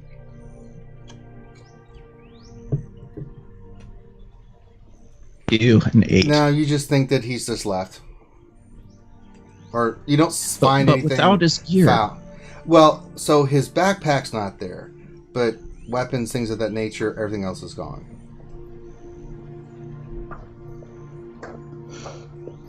I'll take the backpack back to the cart. All right. And say, well, actually, first, before I leave, I'm going to put my head out the window and look up to see, do I see any, like, a rope or... Not with that investigation you made, you don't notice anything. Oh, okay. Okay, I'll head back out and meet back up with the guys and say his room was empty except for his backpack, and the window was open, the door was shut. So, yeah. Did we get a direction? Can you take me? Yeah, can we go? Sorry, can you take me to his room? Yeah, you go back in his room. Sure. Yeah, I can go there. What's in his room? I'll follow it as well. All right, you see that the bed is a little scruffled from someone laying on it, but roll investigation, Finn. Okay. A second. I'm really good at investigation, guys. You can do it too. 14 total. Mine isn't good, but at least I got 14? a semi-decent roll. All right, I'll let you roll as well, Faerun. Nothing catches your guys' eye. You do think nothing foul happened in the room. You're not seeing any kind of thing like a struggle, but you're not seeing anything other than he's just not there. But nothing seems out of place or something shady went on in the room. As far as you're concerned, is there any plant in the room or outside the window? Any what? Plants. No, there's not. What about outside? Like, is there a tree or something outside his window? No, there's no trees. This is more of a city in this part of the city. You do know that there are parts of the city, but this is more of like the temple area. You do know that in the temple itself there's a garden area, but there's nothing overlooking that. It's just looking over the main street. You do see that there are buildings adjacent that are right there. It's a narrow street and stuff, so... But no plants. Nothing seems out of the ordinary. No, there's no plants or any vegetation near the window or anything like that. Or on the ground directly outside the window? Mm-mm. Like if he went out the window and looked down? Nothing? Okay. You don't know because your investigation wasn't good enough. Oh, I just want to look down and see if there's grass. No, it's the street. Okay. Can I use spider climb and literally climb up the wall and up to the roof and use investigation? Yeah, go for it. Alright. So you see Celicia just walking outside like it's nothing and start walking around. Wow. Alright. Yeah, so you get on the roof and you kind of look. Make an intelligence check. You don't see anything, but I'm going to see if you can figure something out. No. You look out and you can see that there are buildings next to one another here, but you're not seeing anything out of the ordinary. You don't pick up any tracks. You don't see any signs of anything. If he did come up this way, you don't see any signs of anything. Well, I tried. Yeah. Back to the room. So you walk back down with your spider climb, and you guys see Celestia do a Spider-Man into the room. You gotta teach me how to do that one day. I actually say that. That was cool. Just flash a I think we smile. need to go. I don't know what happened to him. We just named the team Ebon Shade and everything. He was in good spirits. We need to see what happened to him. Given 24 hours, I could could memorize the spell to probably locate our brooch that we all share, since I've touched it and I know it is. Now, But that's the now only that you thing. did that, That's the only thing that I could think of I could do, but I would have to take another 24 hours to memorize that spell. yeah, but dude, you just mentioned something that I completely forgot about. I touched the brooch and say, McCarvin, where? No response. I did that earlier. Yeah, he tried that. We all tried That was the first thing Oregon did, just for reference. Oh, okay. Bar. No reply. Mm-mm. Well, let's go see if anybody outside found where he is. We did we discuss the conversation with the priest that Oregon had about House Traylon? Did we all hear that? Yeah, you guys were all sitting around when he had that discussion. You guys were there. He had you at the end of the table as guest, and while these questions were being asked, he told you everything he knew. Okay. The only other thing is that I could think of is if we could make a donation to the church. If someone within the church could do a guidance spell or something. Since we're in a church, that might be possible. We made an extra donation. Oh, I just had a brilliant freaking idea. Go. We need to get a attuned compass that is attuned to the brooches, so you know where everybody is. Instead of pointing north, the north on the compass will point to the furthest brooch. Yeah, I mean that's But anyways, possible later. Yeah, we can but go hunt town for that, but I say we start with I the nearby think- before we find it. the other thing is we're here for House. Our main goal is towards House Traylon. So if we wanted to just start going that direction into Zale, that would probably take us. I don't know how long the distance is, but we could just see what we find along that direction at least. Ranger, Yes. how many days has it been since we set from Arabelle? 5. 5 days? Okay. Yeah, and this would be in character. I say McCarvin can obviously handle himself. I'm sure once he's done with whatever he's doing, he will find us. So let's go ahead and start the job, and we'll go from there. Okay. And I'll also make sure that the next night I will memorize locate object to cast the next day for the brooch. There you go. I'm gonna do something first. Can I do like a performance art check to see if I can sketch a drawing of McCarvin? Yes, go for it. Also, don't forget to water Fern. 19. Yeah, you make a pretty good representation of him. Do you want to make it that he's a drow? Yes. All right. So, Because I'm going to be using this in order to like walk around the city and ask if people have seen him. So I'm trying to get it as accurate as possible. Oh, no, don't do that. He's gonna be like, everybody's gonna know who he is now, and it's gonna be horrible. all right. So, But you, anyways, you do yeah. have the sketch, Finn, if you do decide to use it. Mhm. All Okay. right. All right. So, what do you guys do? Let's go to the tavern that Do any of us Laughing see him Lass? drawing? What's that? Do any of us see him drawing?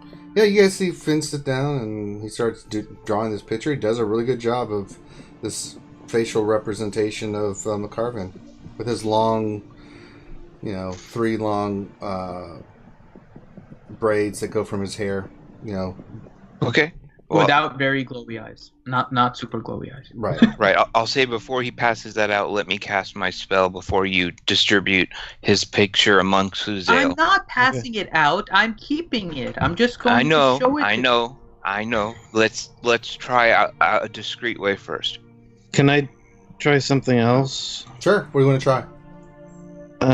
Shapeshift into a wolf and see if I can pick up his scent.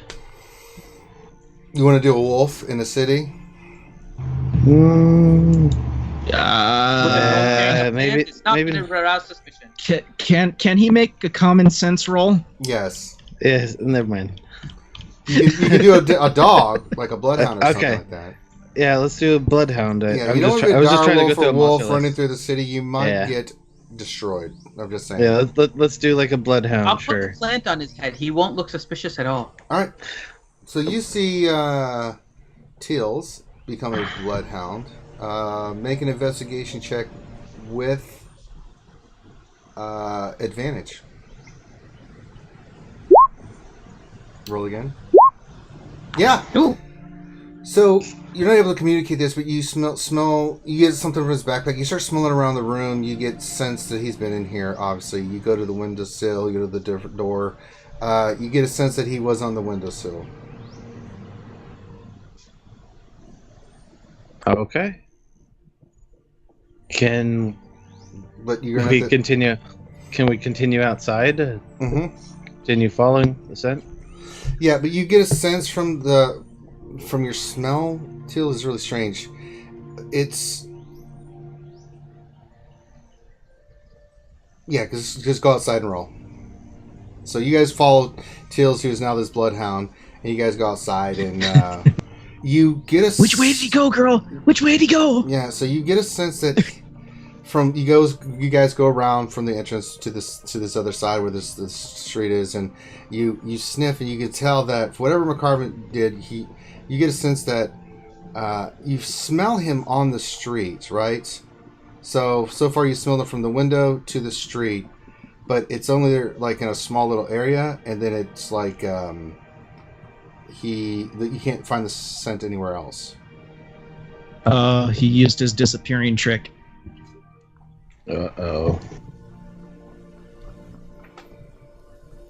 Make an intelligence check for me, or I'll give you investigation on this, Tills. You're thinking about this as you're sniffing. Nope, you have no idea. So, do you want to transform and tell what you found, or what do you want to do? Yeah, I'll use my other part to go back into regular form. You go back in the regular form, and you tell them that he was up there, then he was here, and then you can't find anywhere other location of him at the moment.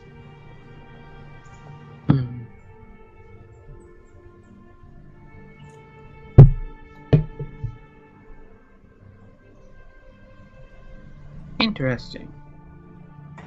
Can I make an investigation check on the area? Yeah. To see if I can figure out where. Can I assist him? Yes, I'll let you assist. Roll again, Finn. I wasn't the best person if you were assisting someone. God. So, Finn, you get a sense... Yeah, apparently not. So, you get a sense that, honestly, he jumped from the windowsill to here. That's easy enough to figure out. Where he went from there, you cannot figure out. So, from this point here... And you've seen him do it before, he vamps, where he disappears, right? Mm-hmm. He can teleport.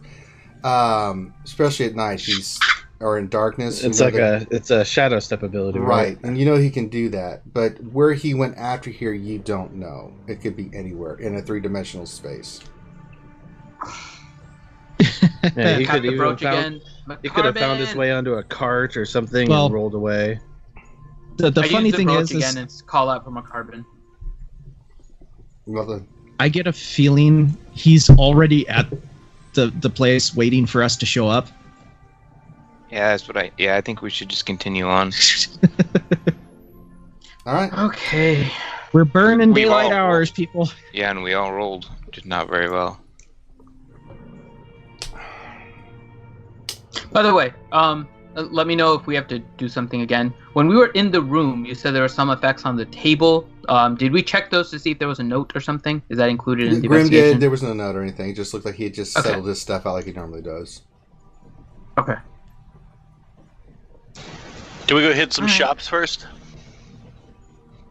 Sure. We'll head, and we need to figure out where the Laughing Lass is, too. Mike, who wants to do that? Well, while you guys are doing that, me, Jiren, and the other dude are gonna look. Lihan will look for the the laughing in place. The laughing lass. Laughing lasts. Yeah. Okay. Make an investigation check. Well, you have the ability to find this kind of stuff, right? Yeah, I have the city secrets. Yeah, you're able to easily find it. You know that it's near south west near the docks.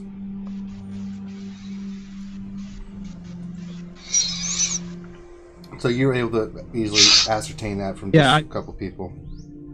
Yeah, I let them know it's down near the docks. Look for the cart. We'll be waiting there for you guys. All right, so you guys go off to there. So you guys make your way that way. Well, you don't need the carts; they're secured.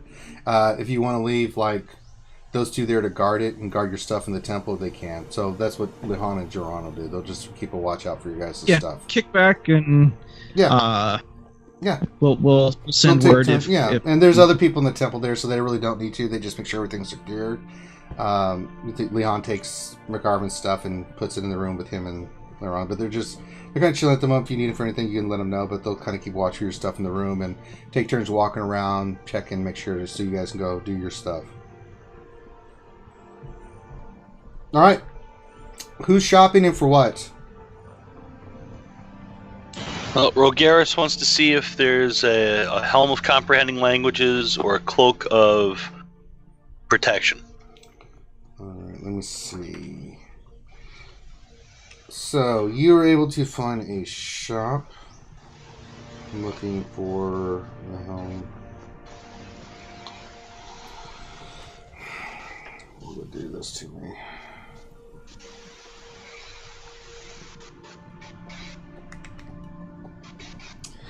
I'm looking at magic items first, because I know you're already... Let's see...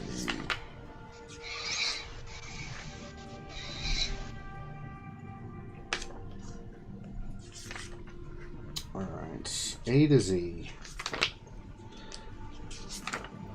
So, it said cloak of what? Protection? Cloak of protection? That's what I thought it was. Alright, let me look this up.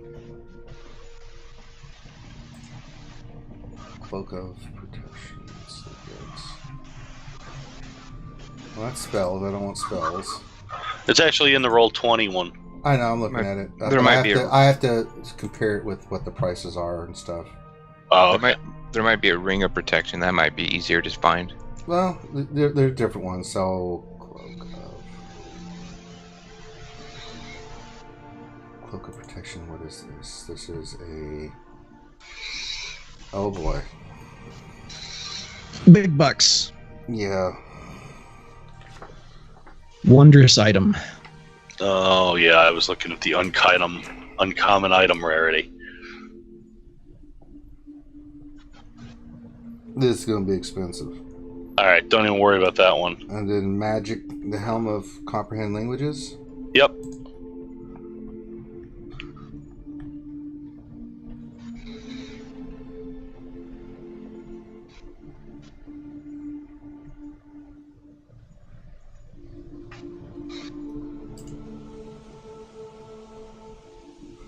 Same thing, wondrous item. But it's not giving me let me look it up here in the book. Give me a second here. Okay. Because it says that here, but I want to...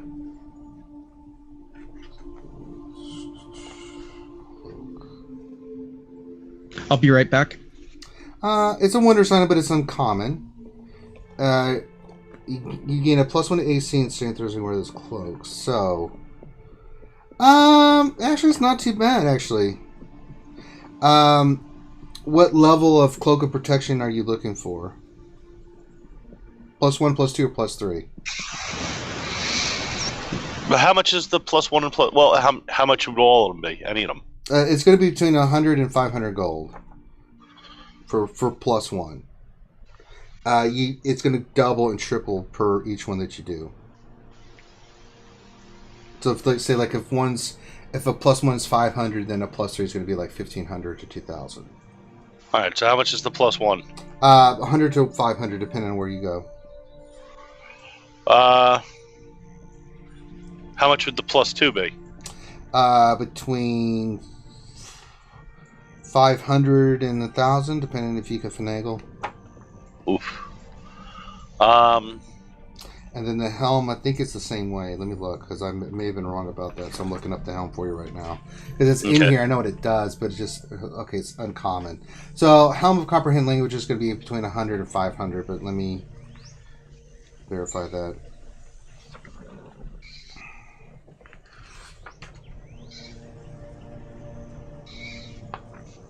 Probably just depends on if it's a Yeah, it's not duration. It's probably between... It's wondrous with uncommon. Probably 2... I'd say 1 to 3 for the helm. Cloak probably I'd say between and here in Zazel probably between 1 and 3. Plus 2 probably between 3 and 6. And then 6 to 1,000 for plus 3. Usually those are way more expensive. All right, let me get the Helm of Comprehending Languages. All right, so you go to a local merchant and you go in there and there's a store. There's many stores. You go to the market area. There's many stores. They're competing. The first one you go into kind of catches your eye is the store. The wondrous. I don't know what to call this.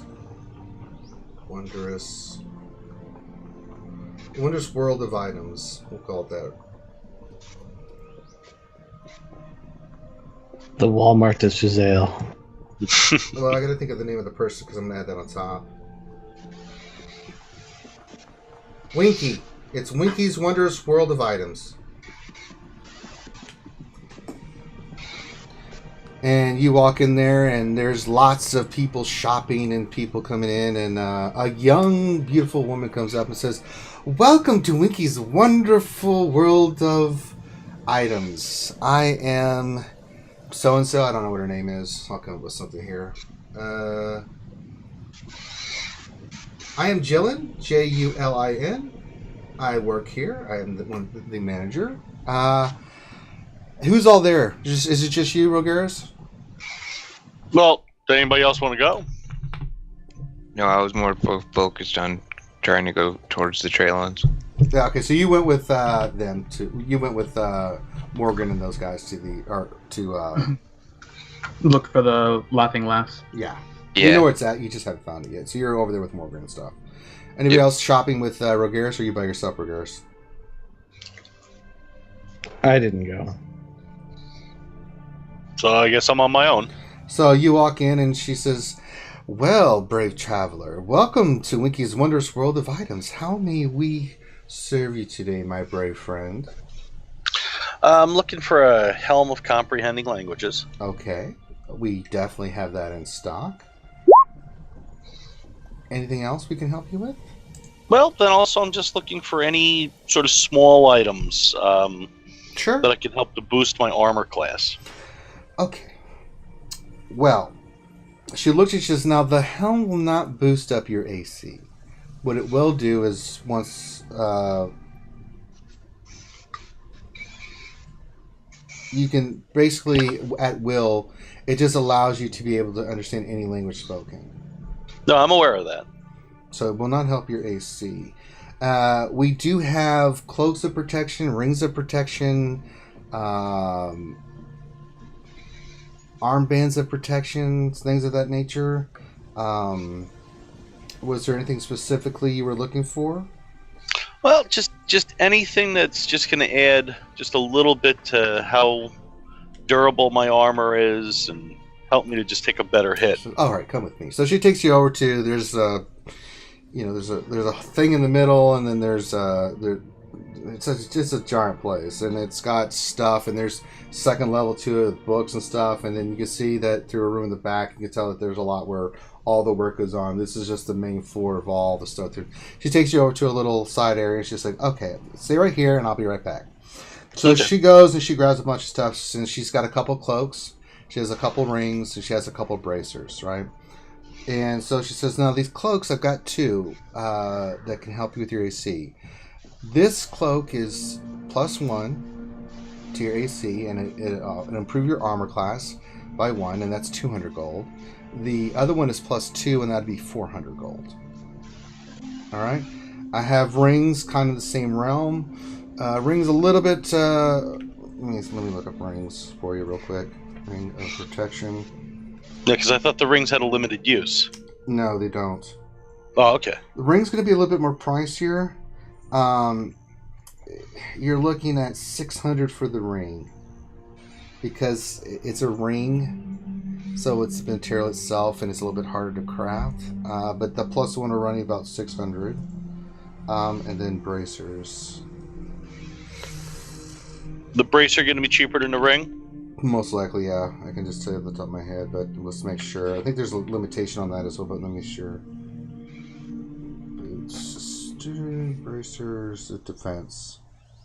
Well, it depends on what the bracers are made out of as well. Bracers. Now, the bracers, you can't be wearing armor, but it gives you +2 to your AC if you're wearing no armor. Then forget them. So she's like, okay, so we're looking at the ring, and we're looking at the cloaks. Nah, the cloaks, if anything. Okay. So I'd be looking for the helm, and also then the cloak. Yes. See, the helm is going to run you not much. 150 for the helm, 200 for the cloak. So we're looking at 350 gold. Yep. Okay. And she has a couple of helms. She saw that you were a dwarf, so she brought out one that looked kind of, cool that you can wear as a dwarf. And they only cover this part of your face. The bottom half, she brought ones that are specifically, because some are full face ones, but the other ones have just half, where it's a full helm up to your nose and stuff, but it allows you to have your beard out and stuff. Okay. She knows who she's shopping for her. So she's like, "What would you like to purchase?" I'll take them both. Well, I like a gentleman that knows what he wants. All right, that'll be 350 gold, and they are yours. All right. So put down that you have a helm of comprehend languages and a cloak of protection +1. It looks very dwarven and very cool, and the cloak fits you very nicely. Thank you. Thank you so much for your patronage. Is there anything else I can get you? That's it. All right.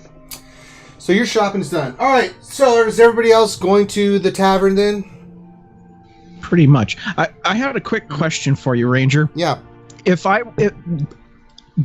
Would my character know about how detect magic works? Of it will glow and show myself off to people? Yeah, with me there, I can say that because I've cast. Well, yeah, I mean that makes sense. You would ask Valron, and he could tell you that. Yeah, absolutely. I mean, anybody that uses detect magic can sense where magic is, and it glows and gives off an effect. Yes. Yeah, just give me it'll allow me to sense directions as well. Usually of a specific item, but it's more higher level spell. Yeah, the lower detect magic just shows magic within that radius, right? It just says magic's there and it's on this. That's it. It can't give you it's just a general what's around you. It's not going to be like, over there's a wand of disruption, and over there Finn's wearing underwear of invisibility. It's not going to do that. Yeah. Well, personally, I know that one of the detect magic spells is the magical item will actually put off a glow that your character can see. Yeah, but only person casting it, not other people. Yeah, part of the question I was going to ask though is if I were to cover that up, like put it on the interior shirt under my jacket, would the glow still be able to be seen? Say that one more time. If I were to conceal the brooch, like on the inner shirt or something, it would still show off. Okay. It'll still get a sense. I mean, they're magic. It puts off an aura and an energy that you just cannot. The only way you can hide, and you get this from Valron, I'm just speaking for him, is that certain... Like the chest we found. Right. Certain metals and things can nullify ores and magic stuff like lead, things of that nature. Certain wearable things, right? But that's it. Okay, that's all I needed to know. Mm-hmm. All right, so you guys head to the Laughing Lass. It's on the other side of town from where you're at, and it takes you a good. This is a big city. You see all kinds of people here. This is a city. This is 100,000 plus people here, right? And you know that this is probably the largest populations. It's getting bigger too. You can see that on the outside. So we knew where this was. This was like really far away. Yeah, Morgan was able to tell you. He found out because he has street smarts and stuff like that. He's able to find stuff easily in cities. Okay. So you head down. I'm wondering why we didn't take the horse. Huh? I'm wondering why we didn't take the horse. Well, you know that your cart and the horses are stabled up at the temple for you for free, and that they're being watched by your two buddies. Okay. Did you want to bring the horse? Trust- Oh, I figured it would make the travel easier if we knew it was like not around, really. across. So, Finn, you know that in a city like dude. this, a cart and stuff, it's going to be slow. Traffic is incredible here. Other than the main thoroughfare of the city, you can see on the map there, the side streets and things of that nature. No, you would. It's because of my street smarts thing. I showed you the quickest way to get there out of every Right. place in town. Yeah, it usually would That's take. what- It's usually take an hour to get there. You guys get there in 40 minutes because Grim is able to kind of guide 30 you. minutes, actually. Well, 30 minutes. There you go. It reduces travel time by half. Oh, there you go. I was guesstimating. So 30 minutes, you are able to get there, and it's after doing all your stuff you did in the morning and investigating and eating breakfast. It's a late afternoon, and when you guys get to the Laughing Lass, and it's a. Can I have a conversation as we're going there? Yeah. All right. So we're looking for Micus, and from a carbon. How are we going to find out about the shipments? Are we going to become friends with Micus? I don't know what our plan is. I think part of that was dependent upon McCarvin, so that's why we need to kind of locate where he's at. So He we're was- only he was- going for McCarvin. We're not looking for Micus. I'm not with them yet. I'm not No, you're with us. We're all together. We're all together, The yeah, only we're one all- not here is Rogeris, right? correct. So Oh, you're at the tavern now? No. This is all Rogeris- of us are actually, walking. Rogeris- This is a conversation we're having. Yeah, it's going to take Rogeris a while because even though you told him where you were meeting up and where to find it, he's never been here before and he doesn't have Morgan helping him. So he just purchased these new items. It's going to take him a good hour to get there from when he got done shopping. So Rogeris is the only one not there right now. Got it. No, this is the conversation we're having as we're going towards the Sure. Laughing Lass. Yeah, go for it. In other words, I'm not there. Because remember, I went You're to... the one guiding us. Yeah, everyone went we're all with you. together. Yeah, Rogeris is the only one that went shopping in the market. Everybody else went with you. Oh, okay. Yeah. So Regaris is just skipping through the streets of shopping bags Yeah, right he's now. looking. He's like, one of those things where you get a new item and new clothing. You're just kind of standing out like, don't mind me, don't look at me, but look at me. I'm amazing. Look at all this great stuff I have on. But don't look at me, but look at me. Kind of thing. Well, Oregon, I'm whispering this, by the way. While you guys are talking with finding this one guy, I'm going to go down to the docks and do some scouting. It's still daylight. I can't sneak in and find anything useful yet. But are we... What... I know we're looking for McCarbin, but what are we planning to do with Micus? That's are we going to try to get information from him and be friends? Or are we just going to tail him and see... Well, I don't know how we're... What are we going to do? What I'm thinking is I'm going to try and see if I can find some manifests later tonight. Should the Micah bit fall through. And hopefully that'll be what we need to figure out what's going on. Maybe we can just ask him to see the manifest.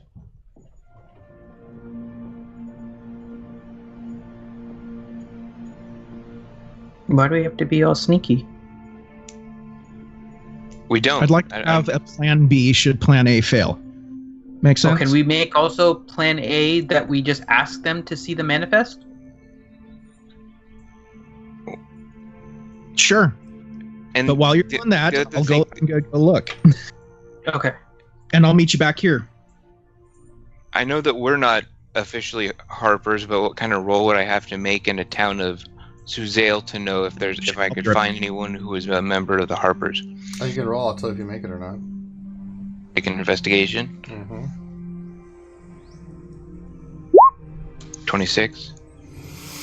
Yeah, you know that there would be Harpers here, but they're secretive, so you wouldn't know how to find them. You'd have to really go digging in, because they're not just going to broadcast that they're Harpers, 1, and 2. You do know from the Harpers that they are separate cells that operate independently from one another, so one's not going to know where the other one is and what they're doing. Okay. So in Zizelle, you would have no idea. No, I was just thinking that because we do know that McCarvin is a Harper.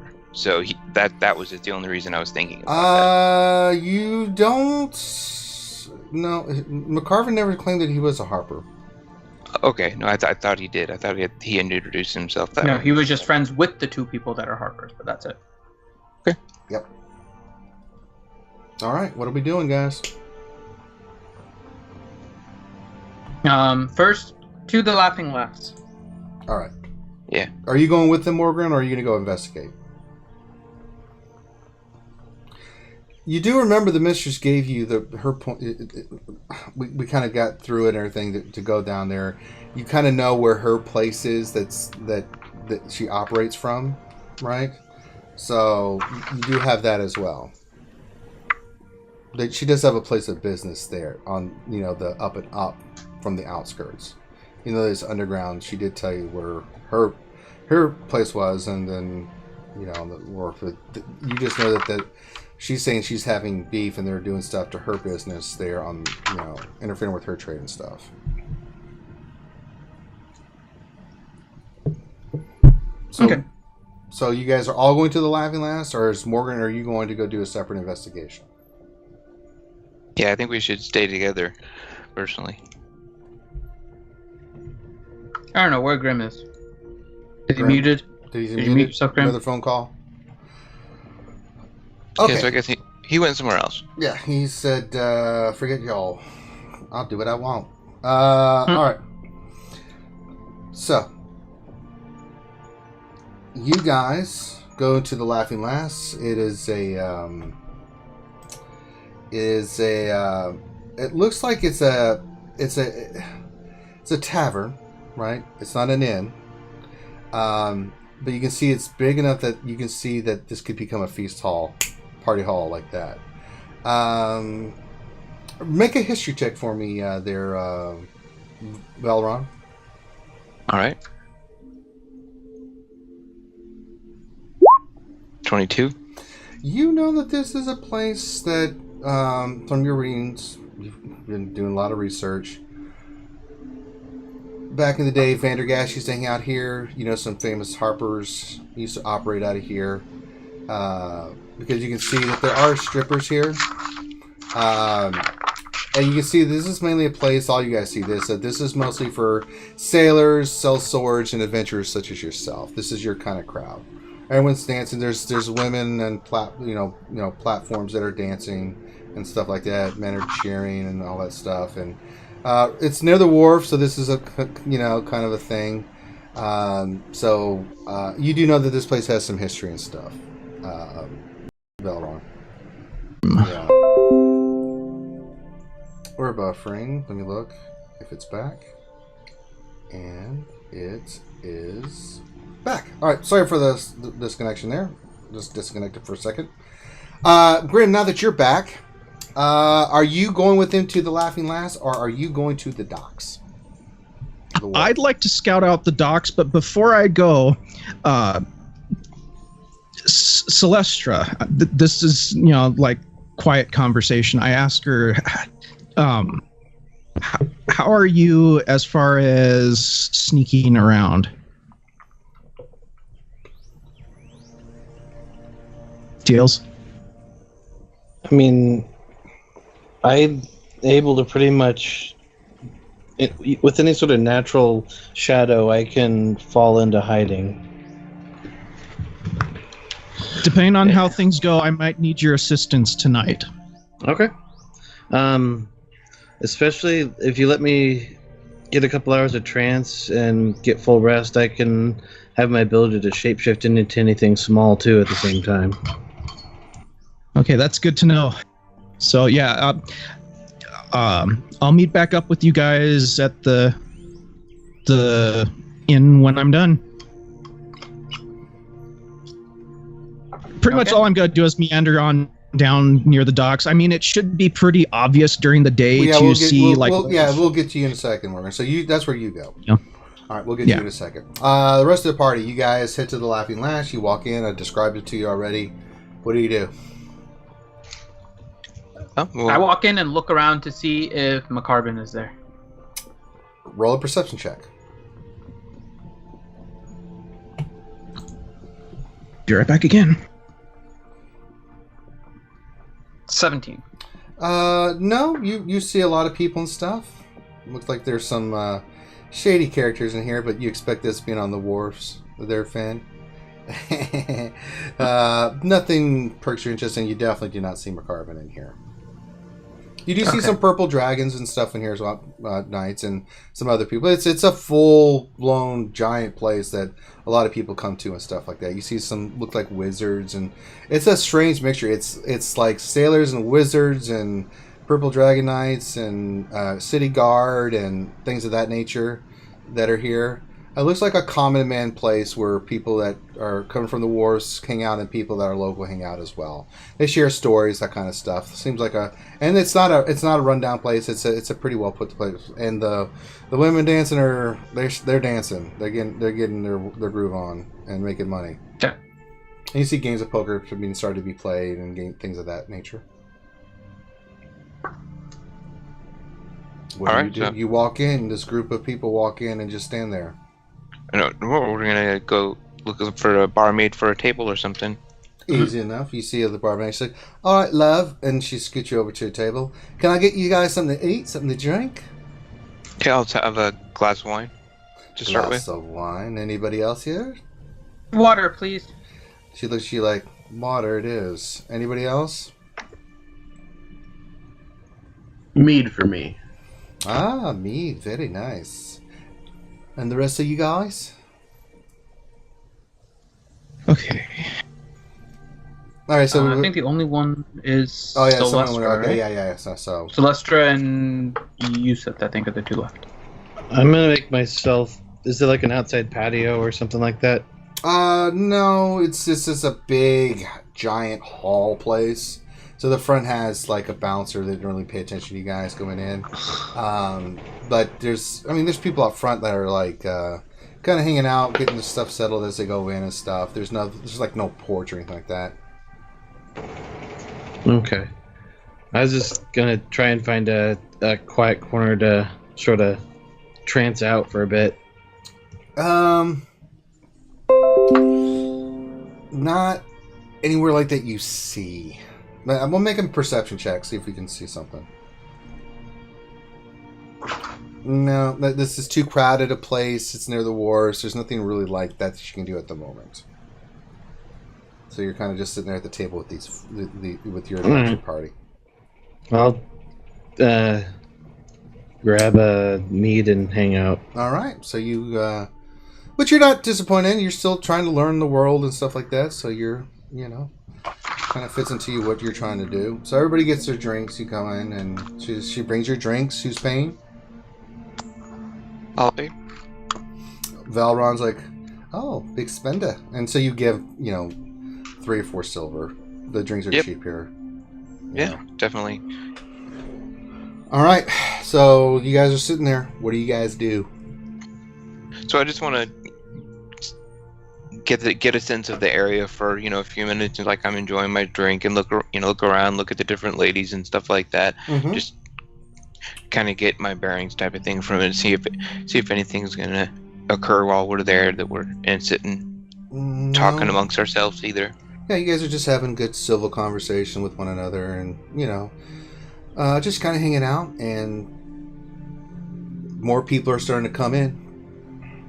And, you know, more dancers are showing up. People are getting more lively, and then you see bands come on stage. It's starting to get late afternoon, so you know it's about to really start picking up. You know what I want to do now. You leave, Finn? Is that what you want to do? No, I want to go towards the band. And Okay. All right. So you go up to the band, and this beautiful Elvis lady is sitting there, but she's beautiful, but she's dressed in leathers and like she looks like a pirate kind of, and she's like, "Can I help you?" I'd like to join the band, please, on stage. Are you any good? I think so. All right, let's give you a shot. All right, roll without luck, Finn. 23. You're amazing with their performance. I've never seen you roll low. Yeah, they love you immediately, so you start doing your performing stuff. All right, what does the rest of you guys do? Finn's up there performing and trying to make money. Can I do an investigation check while he's maybe doing his performance or something like that? What are you investigating? What are you trying to do? I'm just trying to get, like, if there's a common theme that's going on tonight, if everyone's reporting there was a disturbance, say at the wharfs or something like that, just if there's any kind of a common theme that people might be speaking about in Suzelle. You don't need to roll. You get a sense that a lot of talk of the war from the soldiers, war wizards, things of that nature. More the other sailors and adventurers are talking about, you know, with your keen hearing, adventures they've been on. You hear tales of the sea and stuff like that, and people bitching about their pay and stuff like that. You know, nothing stands out to you. Okay. All right. Anybody going to ask about Micah? Yeah, I mean, after a little while, if nothing, I'm intentionally not. So. Yeah, after a while, if nothing else is happening, I'll go to the group at our table. We're waiting for Grim. When I get back to the table with eventually we may be during a break when Oregon is on break. We'll ask, do we want to ask for the person? I just wanted to point out that I said go and do the thing. I'm just going to go look. Yeah, he did say that. He's going to be gone for a while. Yeah, I didn't know how long that was. That's what it's going to be a while for him to do investigations and stuff like that. I said I'll catch up with you later. Yeah. Yeah, so I'll go ahead and ask for him. So, are we sure that we want to do that?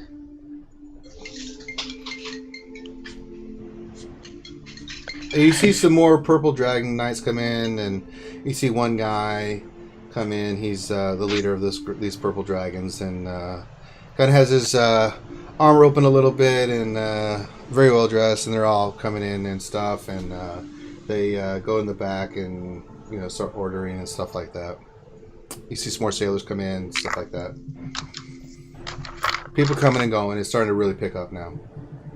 No, I'll go ahead and ask about Micah, because I know that Amaroon said that she knew this family really well. Like, she would be upset if we were to harm House Traylon, if I remember correctly. Yeah, I think she said there would be dire consequences for your crew. Exactly. So I don't think there's going to be anything wrong for me to ask for him. I don't think that he's like a suspicious person or anything. The way he was described is he was a noble of Kamir, essentially. So I'm going to ask about him. Yeah, I don't see any reason not. But how much do we want to associate what we're about to do? We're not about to do anything necessarily. I can just ask if he's been seen during the day. Okay. All right. Who do you want to ask? If he's been seen. When was the last time he was in the bar? That's where I'll start with. Mm-hmm. Yeah. Who? Like one of the barmaids that looks like she's one of the more locals. Well, the bartender, you ask the bar waitress, she's like, ask your question, and she's like, well, yeah, he just came in. He's back there in the back with all the rest of the purple dragons. He's a regular here, love. Oh, okay, thank you. And you see him, he is a well cut, very shaven, has really, short hair on the side, but wavy on the top, brownish blonde hair. He's dressed in his regalia. You see that he has this he's wearing the purple dragon knight tunic and stuff, but you can also see that he does wear other things. He's a little different from the other group of Purple Dragon Knights over there. You can tell he's a mid-level officer. Being a noble, that makes sense. Most nobles, families, if they do serve in the military, you know from this Valron that they typically are officers in the Purple Dragons and things of that nature. Okay. I'm not going to go over there just yet, because obviously, Morgan says, do we want to go over there? So no, I'm not going to go over there just yet. I'll wait for Morgan to come back. All right. So, Oregon, you do a great job. You make 3 gold, 2 silver from your cut. Okay.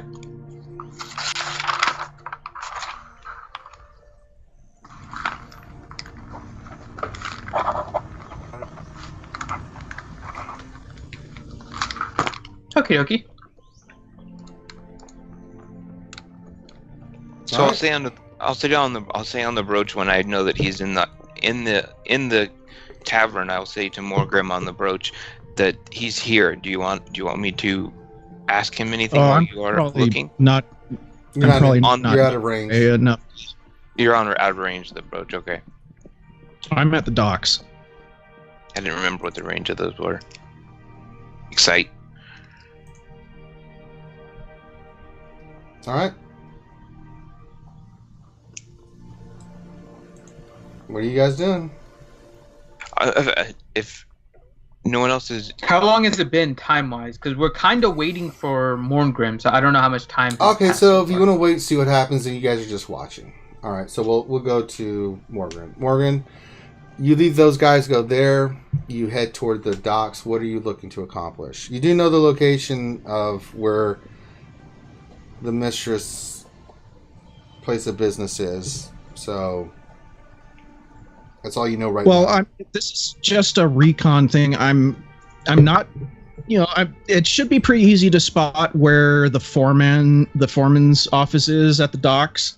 Yeah, because that'll be where all documentation is. Sure, you want to go talk to the foreman and just make note of possible guard movements. I'm just casually strolling around, looking around like I've, make I'm a an tourist. Investigation check with advantage because you do have advantages in the cities.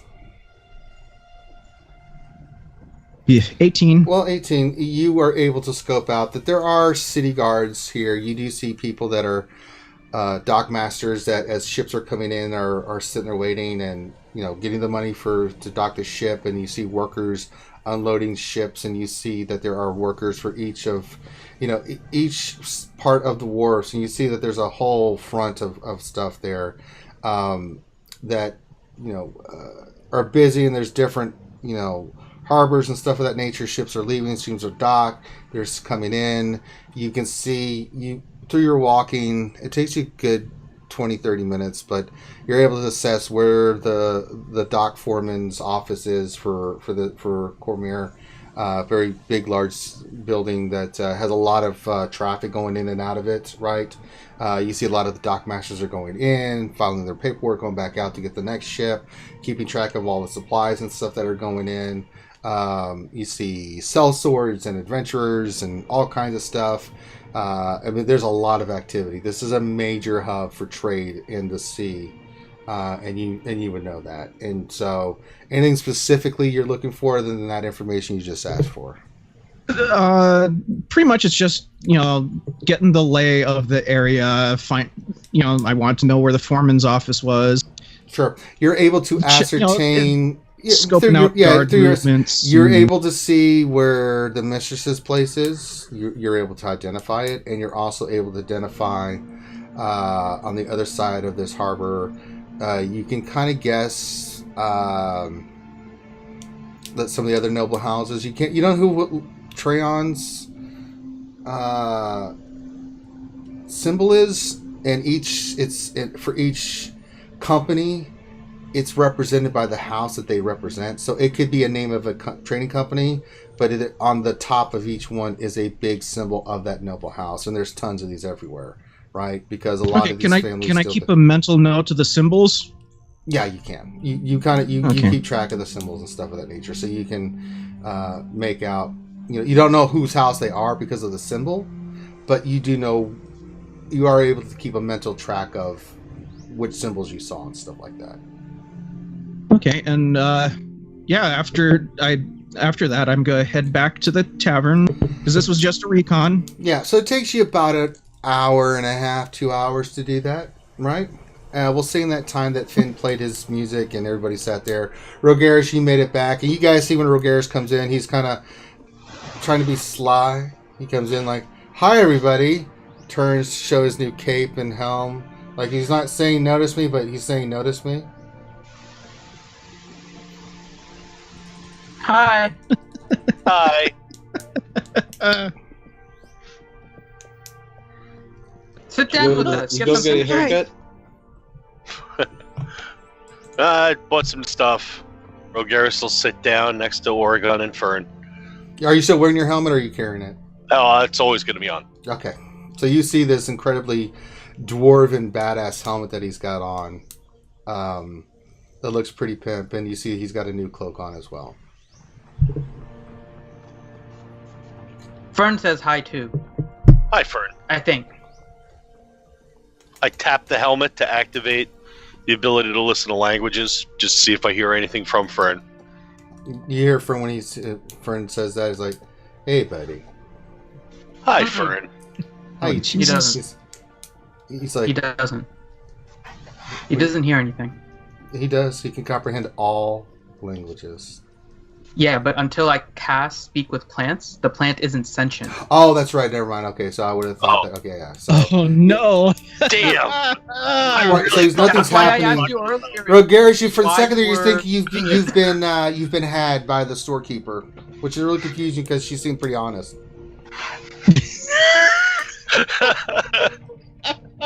That's why I asked you earlier if you told me why you were getting the elm, because otherwise I would have told you like that's not the one that works.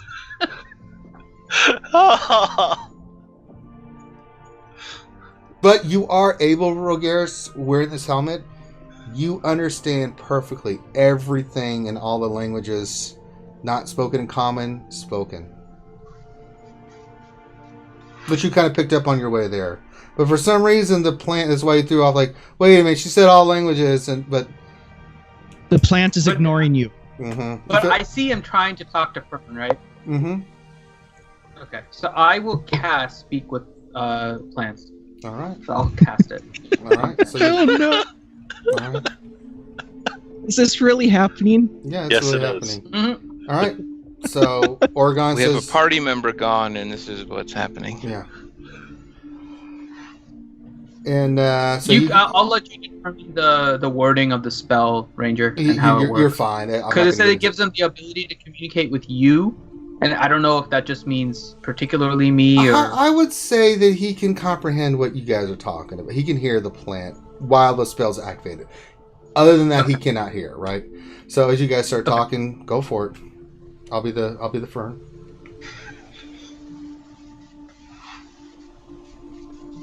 Fern, this is Rogaris. He wants to talk to you. Sure. Hi, Fern. Hey, buddy. How are you? I'm chilling. Can you talk to other plants? I sure can. Do you think that you'd be able to talk to any of the other plants that were there and see if any of them have any idea where our friend went? Well, I'd have to be next to the plants, but it's limited. It's only plants that are nearby. I can't just go reaching across the forest, if that's what you mean. It's not how it works. Well, I figure we'll be going back there tonight probably to sleep, so what we can do, maybe we could put you outside in the garden and you'd be able to talk to all the plants there. Well, that'd be nice. I could talk to some new friends. Okay, so we'll make sure we do that later on with you, okay? All right. You're the best Fern ever. I know. We need to get Urban in here to voice the Fern. I know. This is your bestest buddy, the Fern. That would be epic. Oh my god. Yeah, actually, I'm going to do Urban's voice from now on. Like, This is what's Buddy in up? the This is your entire bestest realm. buddy, Fern. What's going on, Rogaris? With no Harris? Oh my god. Oh yes. I'll make a note. Urban is the Fern.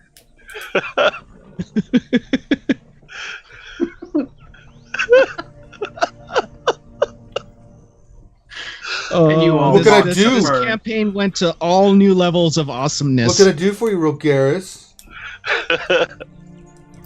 You want me to talk to the friggity frack plants? I can do that. Yeah, if you do a good enough job, we'll get you tons of new fertilizer. That's frickin' awesome. I don't think I can handle Fern. Just want to let you know, though, I'm not paying for this shit. I'm a Fern.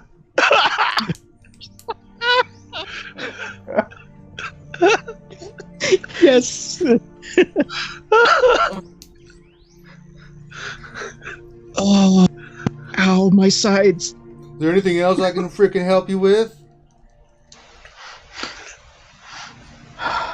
I think that's it for now, Fern. And I take my glass of water and pour a little bit into his pot. That's some good water, some quality H2O. Thank you, Oregon. You're the bestest buddy.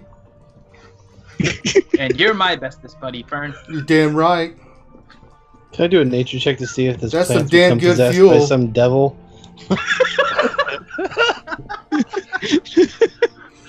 I'm just waiting now for Fern to get enchanted so he can go with a triple mollywop on someone. That's not a bad idea. Never heard of the triple mollywop, but if I get big and strong, I could definitely lay some wood on some fools.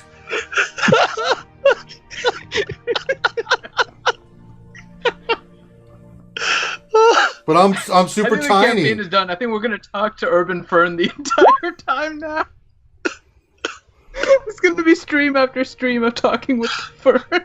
Tills, you have no idea if this plant is possessed by a devil or not. Oh my god. Is there anything else I can help you with? I'm just sitting here in my pot, just chilling. I think that's it for now, Fern. All right, if you need anything else, your bestest buddy's just hanging out ready to do whatever. All right. Thanks, Fern. You're welcome. Oh, that was awesome. I end speak with that. All right. Oh my god, our stream. This whole game is over now. Everything's gonna be talking about Fern. And you laughed at Fern. Oh. Oh my. All right, so Rogaris comes in, and then we'll say at this time that Morgan comes in from his scouting expedition. So Rogaris is there. You guys had that, and then Morgan comes in, and you missed the whole thing, Morgan. But you come in after the Urban Blaster Fern episode. I catch a barmaid on that's walking around and ask her, can she get me an ale, and I give her 5 silver. She's like, "Oh, thank you," and she gives it to you. Sit down with Morgan. You see that Rogaris, everybody's there. If you see Oregon is just kind of fiddling with his lute, you can tell he's probably been playing. And then Rogaris, you look over to Rogaris and you see this badass new dwarven helm, and he's wearing a new cloak. Looking slick, man. Thank you very much. Somewhere you hear Fern go, "You're damn right, it looks friggity awesome."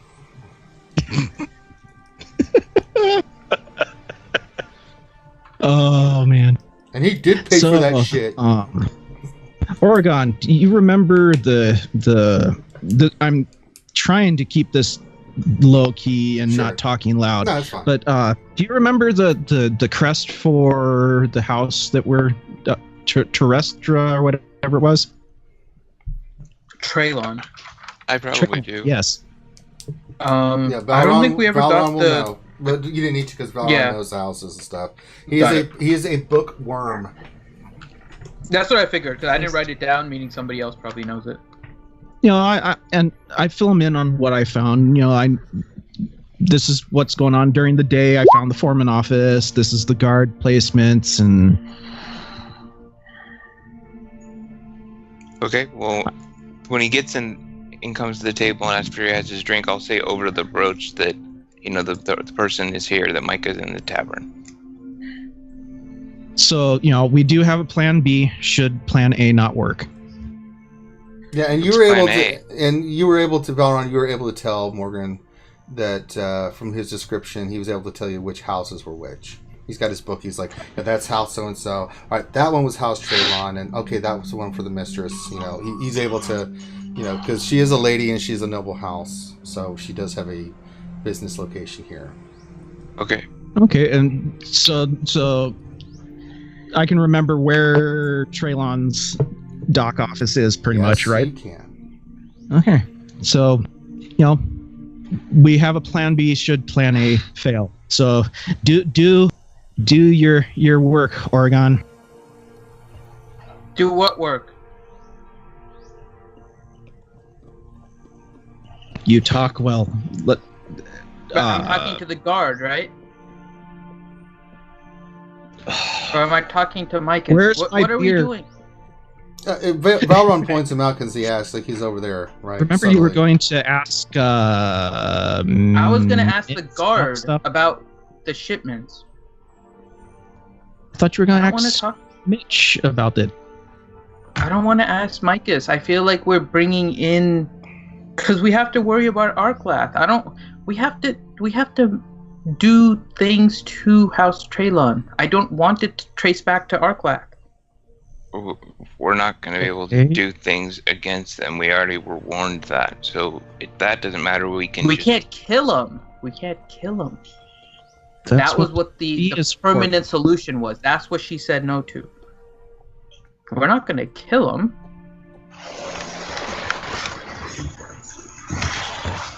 But yeah, I say keep the voices down a little bit, please. You guys are talking amongst yourself. Well, then, which guard were you going to talk to? The one at the docks? Wherever you found one. You know that from looking at Morgan from your scouting expedition that there are guards at all over, but there's guards posted, and they're represented by their houses mainly near their stores, just as security. I mean, there's a lot of wealth that goes there, so there is security and guards there. Mainly the city guard guards the docks and the wharves and maintain, the city police and stuff like that. But each noble house, you notice as you walk around, has 2 to 4 guards that watch these big buildings. Wearing the house colors? Yeah, they wear the house colors. I would suggest that we go to the mistress's house and let's see if we can figure out which shipment is the one that's coming in, and then we can figure out when that shipment is coming. Her business. She doesn't. You don't know. She didn't mention she has a house here. Her business, but yeah. Yeah. And it'll still be open. It's late afternoon. It's still there from you guys. It's about 5 o'clock now. You probably have a couple hours before they close. So if you want to go there, you can. Okay, let's go there. If you want to start there, if you think that's more discreet. Has she brought me my beer yet? Yep. Cool. I down it quickly so we can leave.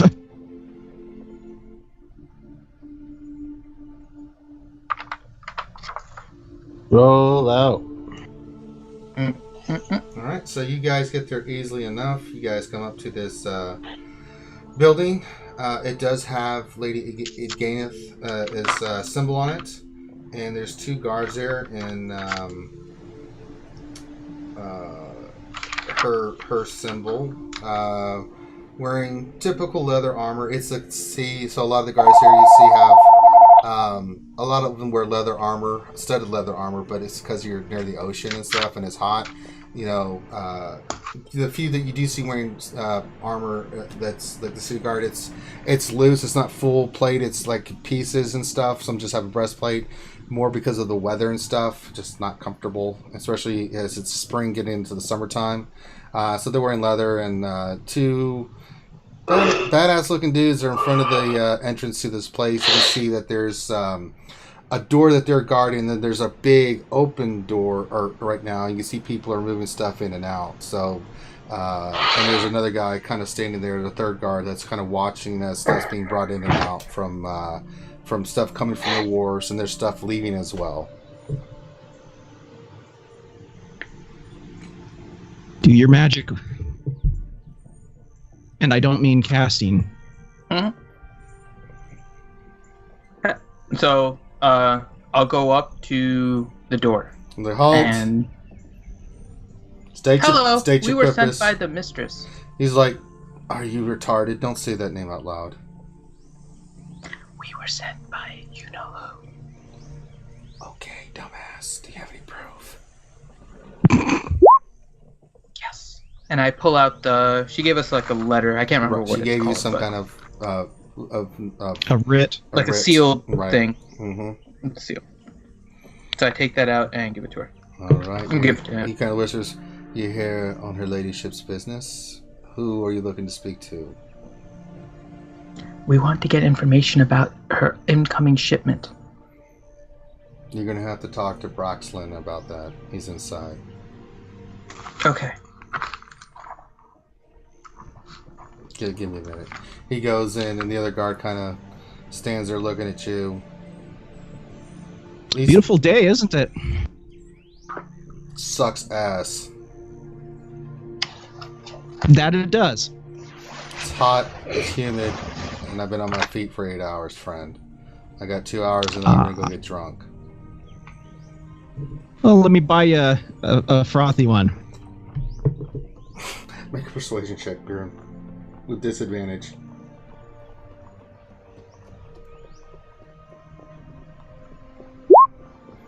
$19. Oh, shit. He's like, alright, I guess. He kind of grumbles. I guess I can have you buy a drink later. Then he goes back to scanning the perimeter and stuff. He's like, I'm a little busy right now. The other guy comes out, he's like, Braxlin will see you now.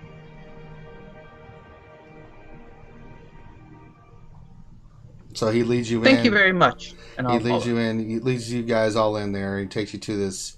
You can see that it opens up, and you see there's a huge just stockpiles of stuff in here and stuff, and see guys running in and out. There's another guard you see in there, kind of patrolling. You see men working the lifting stuff and putting stuff in place, and there's another guy, young guy with glasses, kind of marking everything and keeping track of what's leaving and what's going on and stuff. And then in the side, there's this big, looks like this giant square that's been addition on the inside, and you see there's a door to it. You guys go in, and he opens up. Hey, Braxlin, they're here. And he looks at you guys, go on in, and then he goes back to the front to go back to his duty. And inside you see there's a man, bald up top. He has really long white hair, like it goes down past his shoulders and stuff. He's got spectacles on, white hair, right? No beard, no facial, and he's completely bald up top except for right here. And he's got mutton chop. I forget the word. Sideburns. Thank you. I couldn't think of the word. And and he looks then from his ledger, and you can see that there's all kinds. There's a safe in there. There's all kinds of stuff in there. Shelves full of looks like books of inventory and stuff. He's got paperwork all over. He's got there's candles. The room's lit up by candles. There's a window, but it's got bars on it, crisscrossed. So they're going to like to be in, but it'd be a pain in the ass to try to. You're not getting through that window without making a ruckus, right? Very secure room, and he kind of looks up. He's like, "Yes, how can I be of assistance to you?" He looks very, very much like a rat with glasses on. He's very, very.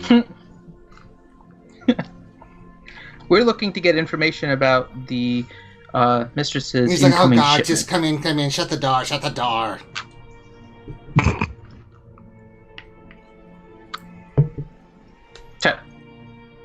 So you guys That shut is the exactly door. what we do. There's some chairs and stuff. You guys are able to sit down. It's like, my God, if the mistress sent you, she must have had. How stupid are you to go around saying her name like that? Well, should have let us in.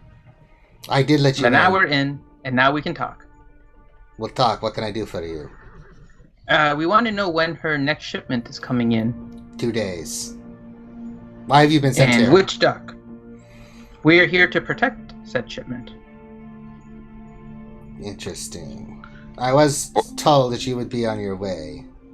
Or if there's been any recent shipments that have been subverted or lost. Well, there's competition here, of course, from all the houses. But House Traylon has gone out of its way. I'm authorized to tell you that they try to interfere with anything they can. Stealing, pilfering.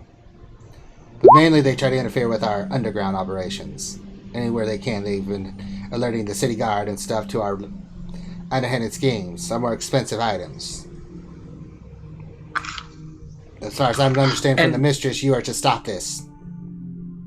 Yeah. Can I make an insight? What exactly does House Traylon do with these things? Well, they don't want us to have it. You, or do they try to steal it? Well, they can't. There's no. We're very smart about being linked to anything. But even if they are able to stop us from doing what we're doing, we don't make any profit, and we must make profit for the mistress. Yes. Do they just report you though, or do they try to steal it? Well, the house is very, very loyal to the queen, as we all are. But is out of sight, out of mind is our policy here. But if they seem to have someone in our organization, we don't know who, finding out about these things and then reporting it, and it seems that we have to change our plans. It interferes with our business. We have to put a stop to this. See? Understood. Huh? I said understood. I don't know what Grim said. I didn't hear what Grim said. That's what I said, uh-huh. Now, the normal stuff we can handle, but this underground stuff, we've got to figure out what's going on. And the shipment coming in 2 days is one of those? Possibly. He kind of thinks about it for a minute. He's like, yes, there will be some unique items that we're going to be trying to move under the underground to get out of the city to its paid designees. And where is the final destination? Well, that's for us to know and you for never to know. I'm not going to tell you the location of these items and where they're going. Just that we will have them put in here, locked away, and then we'll try to move them. But every time we try to move them, they seem to know what's going on. I'm sick of it. Oh, but they're coming here first. No, they wait for us to move the stuff from here to wherever we try to meet up and get our smugglers out of the city. They seem to be caught, or we have to run for it. What are you rolling for insight for, Corinth? Just how he's talking and what he's saying, but it seems like, oh yeah, he's talking. It's yeah, it good. sounds like it's on the up and up. You don't like him, but he seems to be all about business as far as you're concerned. So, as far as I understand it, you're either supposed to put an end to this, find them all, or get rid of House Traylon permanently. I don't care how you do it. I want it stopped. You understand me? Yes. So, for the incoming shipment, the shipment will come here, and then you will then send it to where it needs to go. Didn't I just say that? Who are the people assigned? Didn't I just say that? Yes. Who are the people assigned to take it out once it's here? Smugglers. I'm not giving you their names. Who you want us to find the mole? Yes. Do you not want us to investigate the people that are assigned? You can do any investigation you want. I'm not telling you any information more than that. Smugglers. Listen, you're paid to find out the problem. Either stop House Traylon from doing this, figure out how they're doing it and split it into it, or get rid of House Traylon. That's all I'm going to tell you. Okay. Quit making me repeat myself. Okay. Thank you for your time. All right. You can do whatever you like here. I don't care. Just put an end to it. All right. Now get out. We'll be back in 2 days' time. I hope not. Figure this shit out. Get out. Thank you.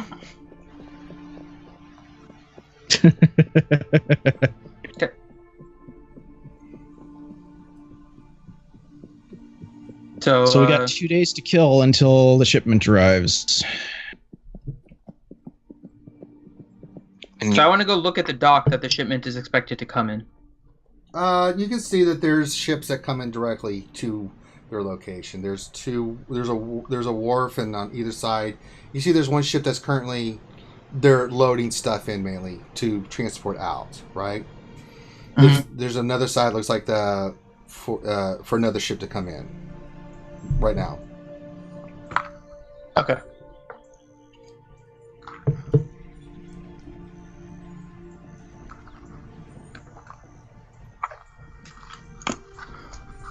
All right. Well,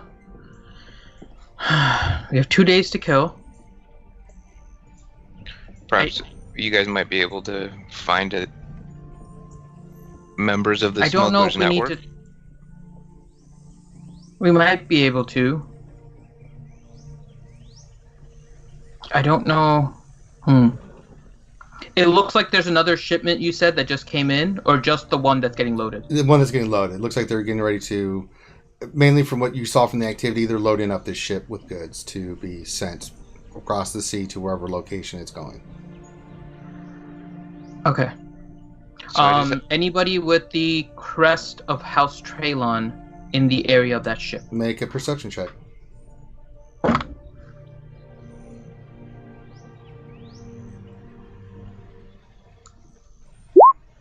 Ooh, natural 20. Yeah, no House Traylon. You do see that there's city guard patrolling near the ship. You know, they're always watching. There is a guy that is not only from the warehouse that is keeping track of what's being put out, but do you see that there's a guy talking to the captain? It looks like he's setting up payment for taxes and all that kind of stuff. So, but nothing from House Traylon. You don't see anybody spying or anything like that. Nothing stands out to you, even with the natural 20. There's just nothing like that there. Okay.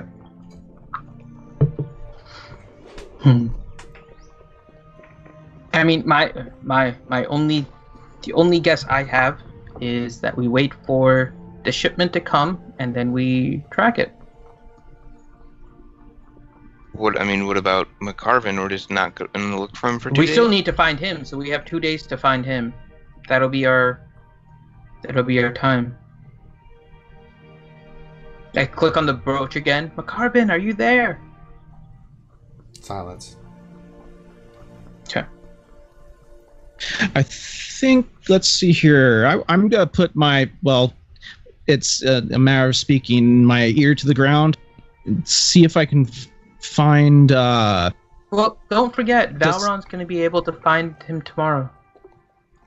Yeah, but So we can just this wait is until going to tomorrow. be beneficial for both. Because But the ground sure... the ground is dirty. That's not what I'm sure there is some sort of thieves network around here, judging by... This is out of character, by the way. Judging by the symbols and stuff, right? Mm-hmm. The thieves can't around. Oh yeah, there's a thieves guild. Several. Little different because Corner being the law and order kind of capital of the world. They are not as shady underhanded. They are, but there are some rules that they would. You just know this from your undergrounding that a place like this, they know what they can and cannot get away with. They're very particular about, and you. There's a lot of shady stuff. It's just basically you don't want to get caught. If you get caught, you're not only as a people, you're on your own. And that gets Thieves Guild or any other kind of guild, Assassin Guild, anything like that. You're out of business because they will make an example of you. But out of sight, out of mind. Pay the right people, and you don't be stupid and get caught. That's the way it operates in a city like this with this many noble houses. You're familiar with that with your days of tracking people and stuff like that. I'll give that to you, Grim. Yeah, but I'd like to see if I can find a way to get in and talk to maybe one of their information brokers or something. You sure? You can do that. Roll an investigation. Do I need to roll anything? You got to roll an investigation on this. You know they exist, but finding them, they don't want to be found unless they want, So that it takes some time to, even if you find a broker, for them to even accept you coming anywhere near their location because they don't know who you are. So if you want to try to make an investigation check to find a broker, go ahead. I think can I use luck on this one? Yeah, I'll give you luck on this one. 22. All right. You think back on it, and that actually in the Laughing Lass, you had kind of been as perceptive as you are with your street smarts. There was actually somebody like that you're thinking about that you just kind of caught a glimpse of, that you kind of get from what you saw in the city that was kind of sitting by themselves, minding their own business. It stood out to you, and you figured that's probably one of the brokers there. You sure if you went to the other taverns in this place around the city, you could find one, but that since you're nearby that place, that makes sense that you could probably talk to this person. Okay.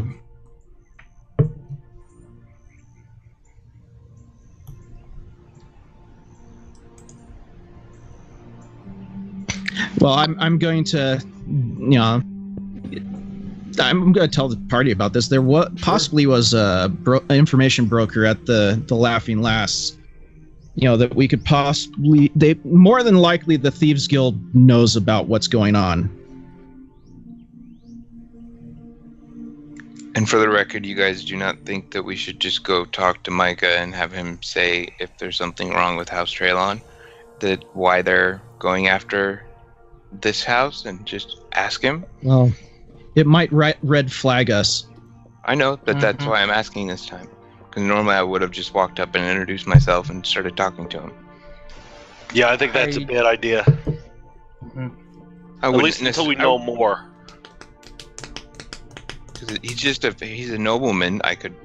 Someone could go speak to him and say they heard a story and they wanted to have a drink with him. Perhaps our new friend could, go say that she's heard about some of his adventures or something like that. I mean, there are a few ways we could try to speak with him. Try. All right. So you guys are going back to the potted plant. You want to talk to the potted plant again? I think it's better that we're give not him the on plant his and have radar. the plant spy on him. The plant cannot spy on him. Jesus. Alright, so you guys go back to the Laughing Lass. When you go back there, Valron, you notice that Micah is no longer there. Okay. So it looks like he came there and had his fun, and then those Dragon Knights that were with him are no longer there as well. And sure enough, Grim, you see that same person in the back corner, kind of smoking a pipe, reading a book, drinking some wine, chilling. I don't want to make it look like I'm looking straight at him, but no, I know what you meant. Like yeah. does it look like he's got some dudes watching over him? Like question. Bodyguards. Make a perception check.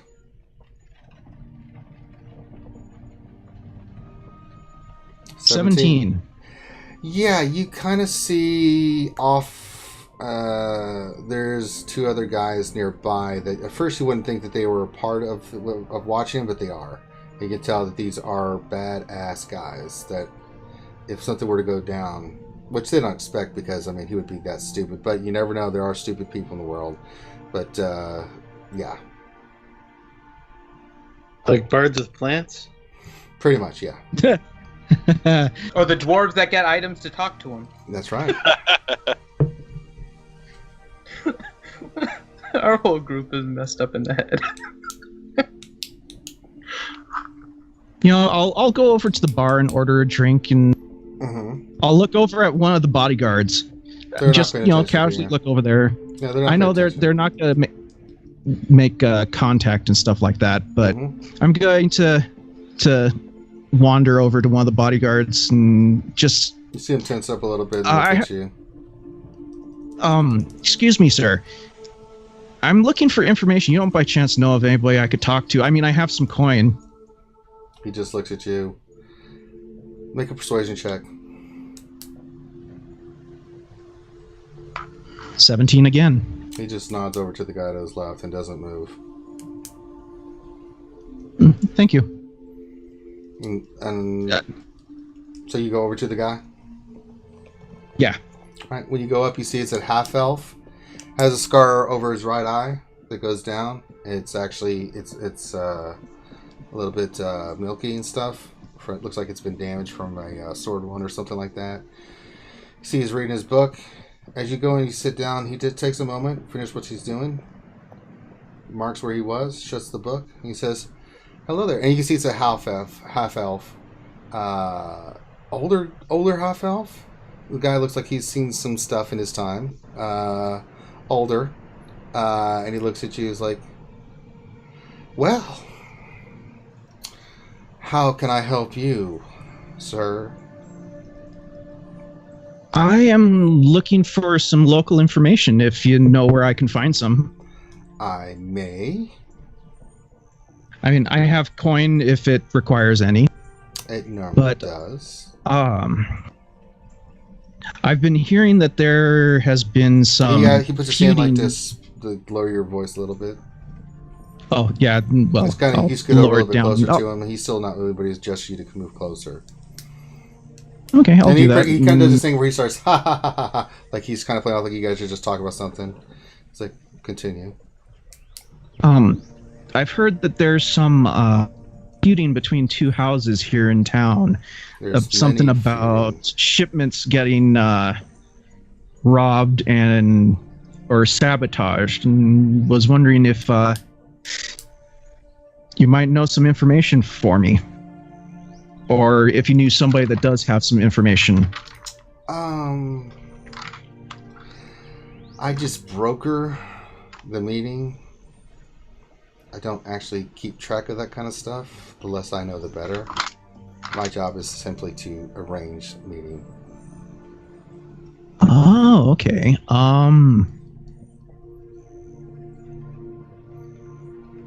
It's my job to assess who's asking. Oh, I see. Why? And my phone is lighting up. It's sorry. It's Finn. He wants you to talk to his tree. Oh, Jesus. You want me to talk to his tree? No, Finn, that was out of character. Stop it. No, that's out of character. My phone is blowing up because somebody's messaging me. Tell them to stop messaging you. You're playing Yeah, Dungeons and Dragons. We're almost done anyways. Oh, yeah, we're about to finish. He's like, I can arrange. It'll take a day or two to arrange a meeting. Actually, I can have one set for tomorrow at this time with someone here. However, I must warn you. Have payment. Don't barter with them about the information. Whatever the price is, pay them. If you don't like it, tough. But they are usually pretty reliable. And you want to know about which houses are we talking about? Trilestra and or wait, that was the right one. Traylon right. and Traylon, yes. and Sorry. Eatgate. I'm terrible with Eatgate. names. That's all right. Traylon and Eatgate. and well, I list off Traylon and the mistresses one. Right. Except I don't say the mistress. Right. He knows what you're. That's smart on your part. He's like, yes, I can relay your requests, and if you come here tomorrow, we can. I can have someone here that will talk to you about that. It's 25 gold, whether you like the information or not. But you will be able to ask anything on the down low. And if they do I pay you now or do I pay you then? Don't pay me anything. I'm just a broker. I will get paid for Oh. Okay, well, I do hope you understand that if my name is mentioned or anything like that, that there will be repercussions. mention who? That we had this meeting. What meeting? Very good. Be here tomorrow at the same time, I'd say 7 o'clock, and I will arrange for us to have a meeting in one of the back rooms privately. Make sure you have the money. I will have the coin, and I'll slide a gold piece over and say, for your time. He says, oh, you don't have to pay for my drinks. He kind of moves the coin. Oh, I insist. It's like, all right. Tomorrow then. See you then. And I'll go back, get my drink, and get back with the group. All right. You relay all this information to the group then. That you've set up a meeting. Not while we're at the pub, but Okay. when we. After you guys leave. So when you guys leave and you go back, and then you guys have a little meeting. You guys don't want to talk on the open, but let's say you get back to the temple, right? I'm assuming that's where you guys are gonna go for sleep for the night. Yes. Okay. You go there. You relay this information, right? Do you guys each want to be in separate rooms? I never even asked you guys this. You guys have your own separate rooms, or are anybody bunking in together with each other? I want to bunk with Grim. Okay, so we got Morgan and Oregon tied to the hip and stuff. You guys are all upstairs on the second floor. Nice rooms too. Anybody else with their own room, or are you guys bunking together? Yeah, I mean, I think it'd probably be wise if we keep in, at least in pairs, since one of us is kind of missing. I am going to, before we crash for the night, I'm going to booby trap McCarvin's room to see, while we're asleep, I'm like, I want to make it to where I'll take a piece of string and close it in the door. Okay. You know, in the morning, if I look and the string's not there, somebody's been in that room. There you go. Can we pick a room? Like it. See, I Yeah, was and thinking and I'm always going to use alarm. hiding in the shadows and in trance and going in McCarvin's room You're going to go into McCarvin's room? and stay there. You can do that. Yeah. I want to have a room that well, if has he's doing that, then never mind. a similar view to the one that McCarvin's room has. So either like right Yeah, you next get to the one it, right above next to it. Yeah, that's not a problem. Okay. The House of Lyra or the Lady of Joy is they think the world of you, and they're like, of course. Okay. All right. So you guys go to sleep. Anything else you guys want to do? I'm putting Fern by the window. All right. You want to talk to Fern? Nope, just putting him by the window. All right. Whatever room I'm in, alarm is on it. All right. Oh, and before we go to sleep, Faerun, remember, we're gonna need you tomorrow to find McCarvin. Yeah, I remember. All right. Also, for the meeting, for the information meeting, I prefer only Oregon be there with me, just to be on the safe side. Okay. Because I'm sure if we show up in a big group, they're gonna be like, "Oh, they're not even gonna approach us." So, All right. or we won't be able to approach them. All right. So you guys rest for the night. Celestia, you are in McGarvin's room. You're doing the elf trance Yeah. in the shadows? Yes. All right. So you basically keep the light off. You don't need to be in the shadows because there's an opening for moonlight through the window, but you're able to position yourself to where you'd be very hard to detect. Yes. Everybody else goes to sleep, and then somewhere in the night you guys are sleeping. Valron, you get whatever your spell does. What does your spell do when it gets tripped? It awakens me with an alarm, like a ringing in my head, like it instantly wakes me up. All right, you wake up immediately and you see a person cloaked in shadow, like black garb, coming through your window. And that's where we're going to leave it. Dun, Heyo. dun, dun. All right. What a Next time on Etman Shadows. All right. I hope everybody It's just enjoyed gonna it. be a whole conversation with Fern Urban Blaster. Yeah. What the frack? Why didn't you put me in a better spot, Oregon? I can't get enough moonlight. God, that is what this campaign is gonna become. I hope so. Fern Blaster. Oh God, we need Urban just to come in here and voice stuff randomly. Yes, please. So, hope everybody enjoyed that. If you do, give us a thumbs up. Make sure you subscribe to the channel. If you guys keep supporting us, we'll keep doing it. We really appreciate everybody watching us today. Make sure you check out our Patreon if you'd like to support us in that endeavor. We do have some stuff on the Amazon wish list for the D&D campaign if you'd like to support us in that way. Mainly the books. I've got dice now and some of the books. I got the DM guide and the player's handbook.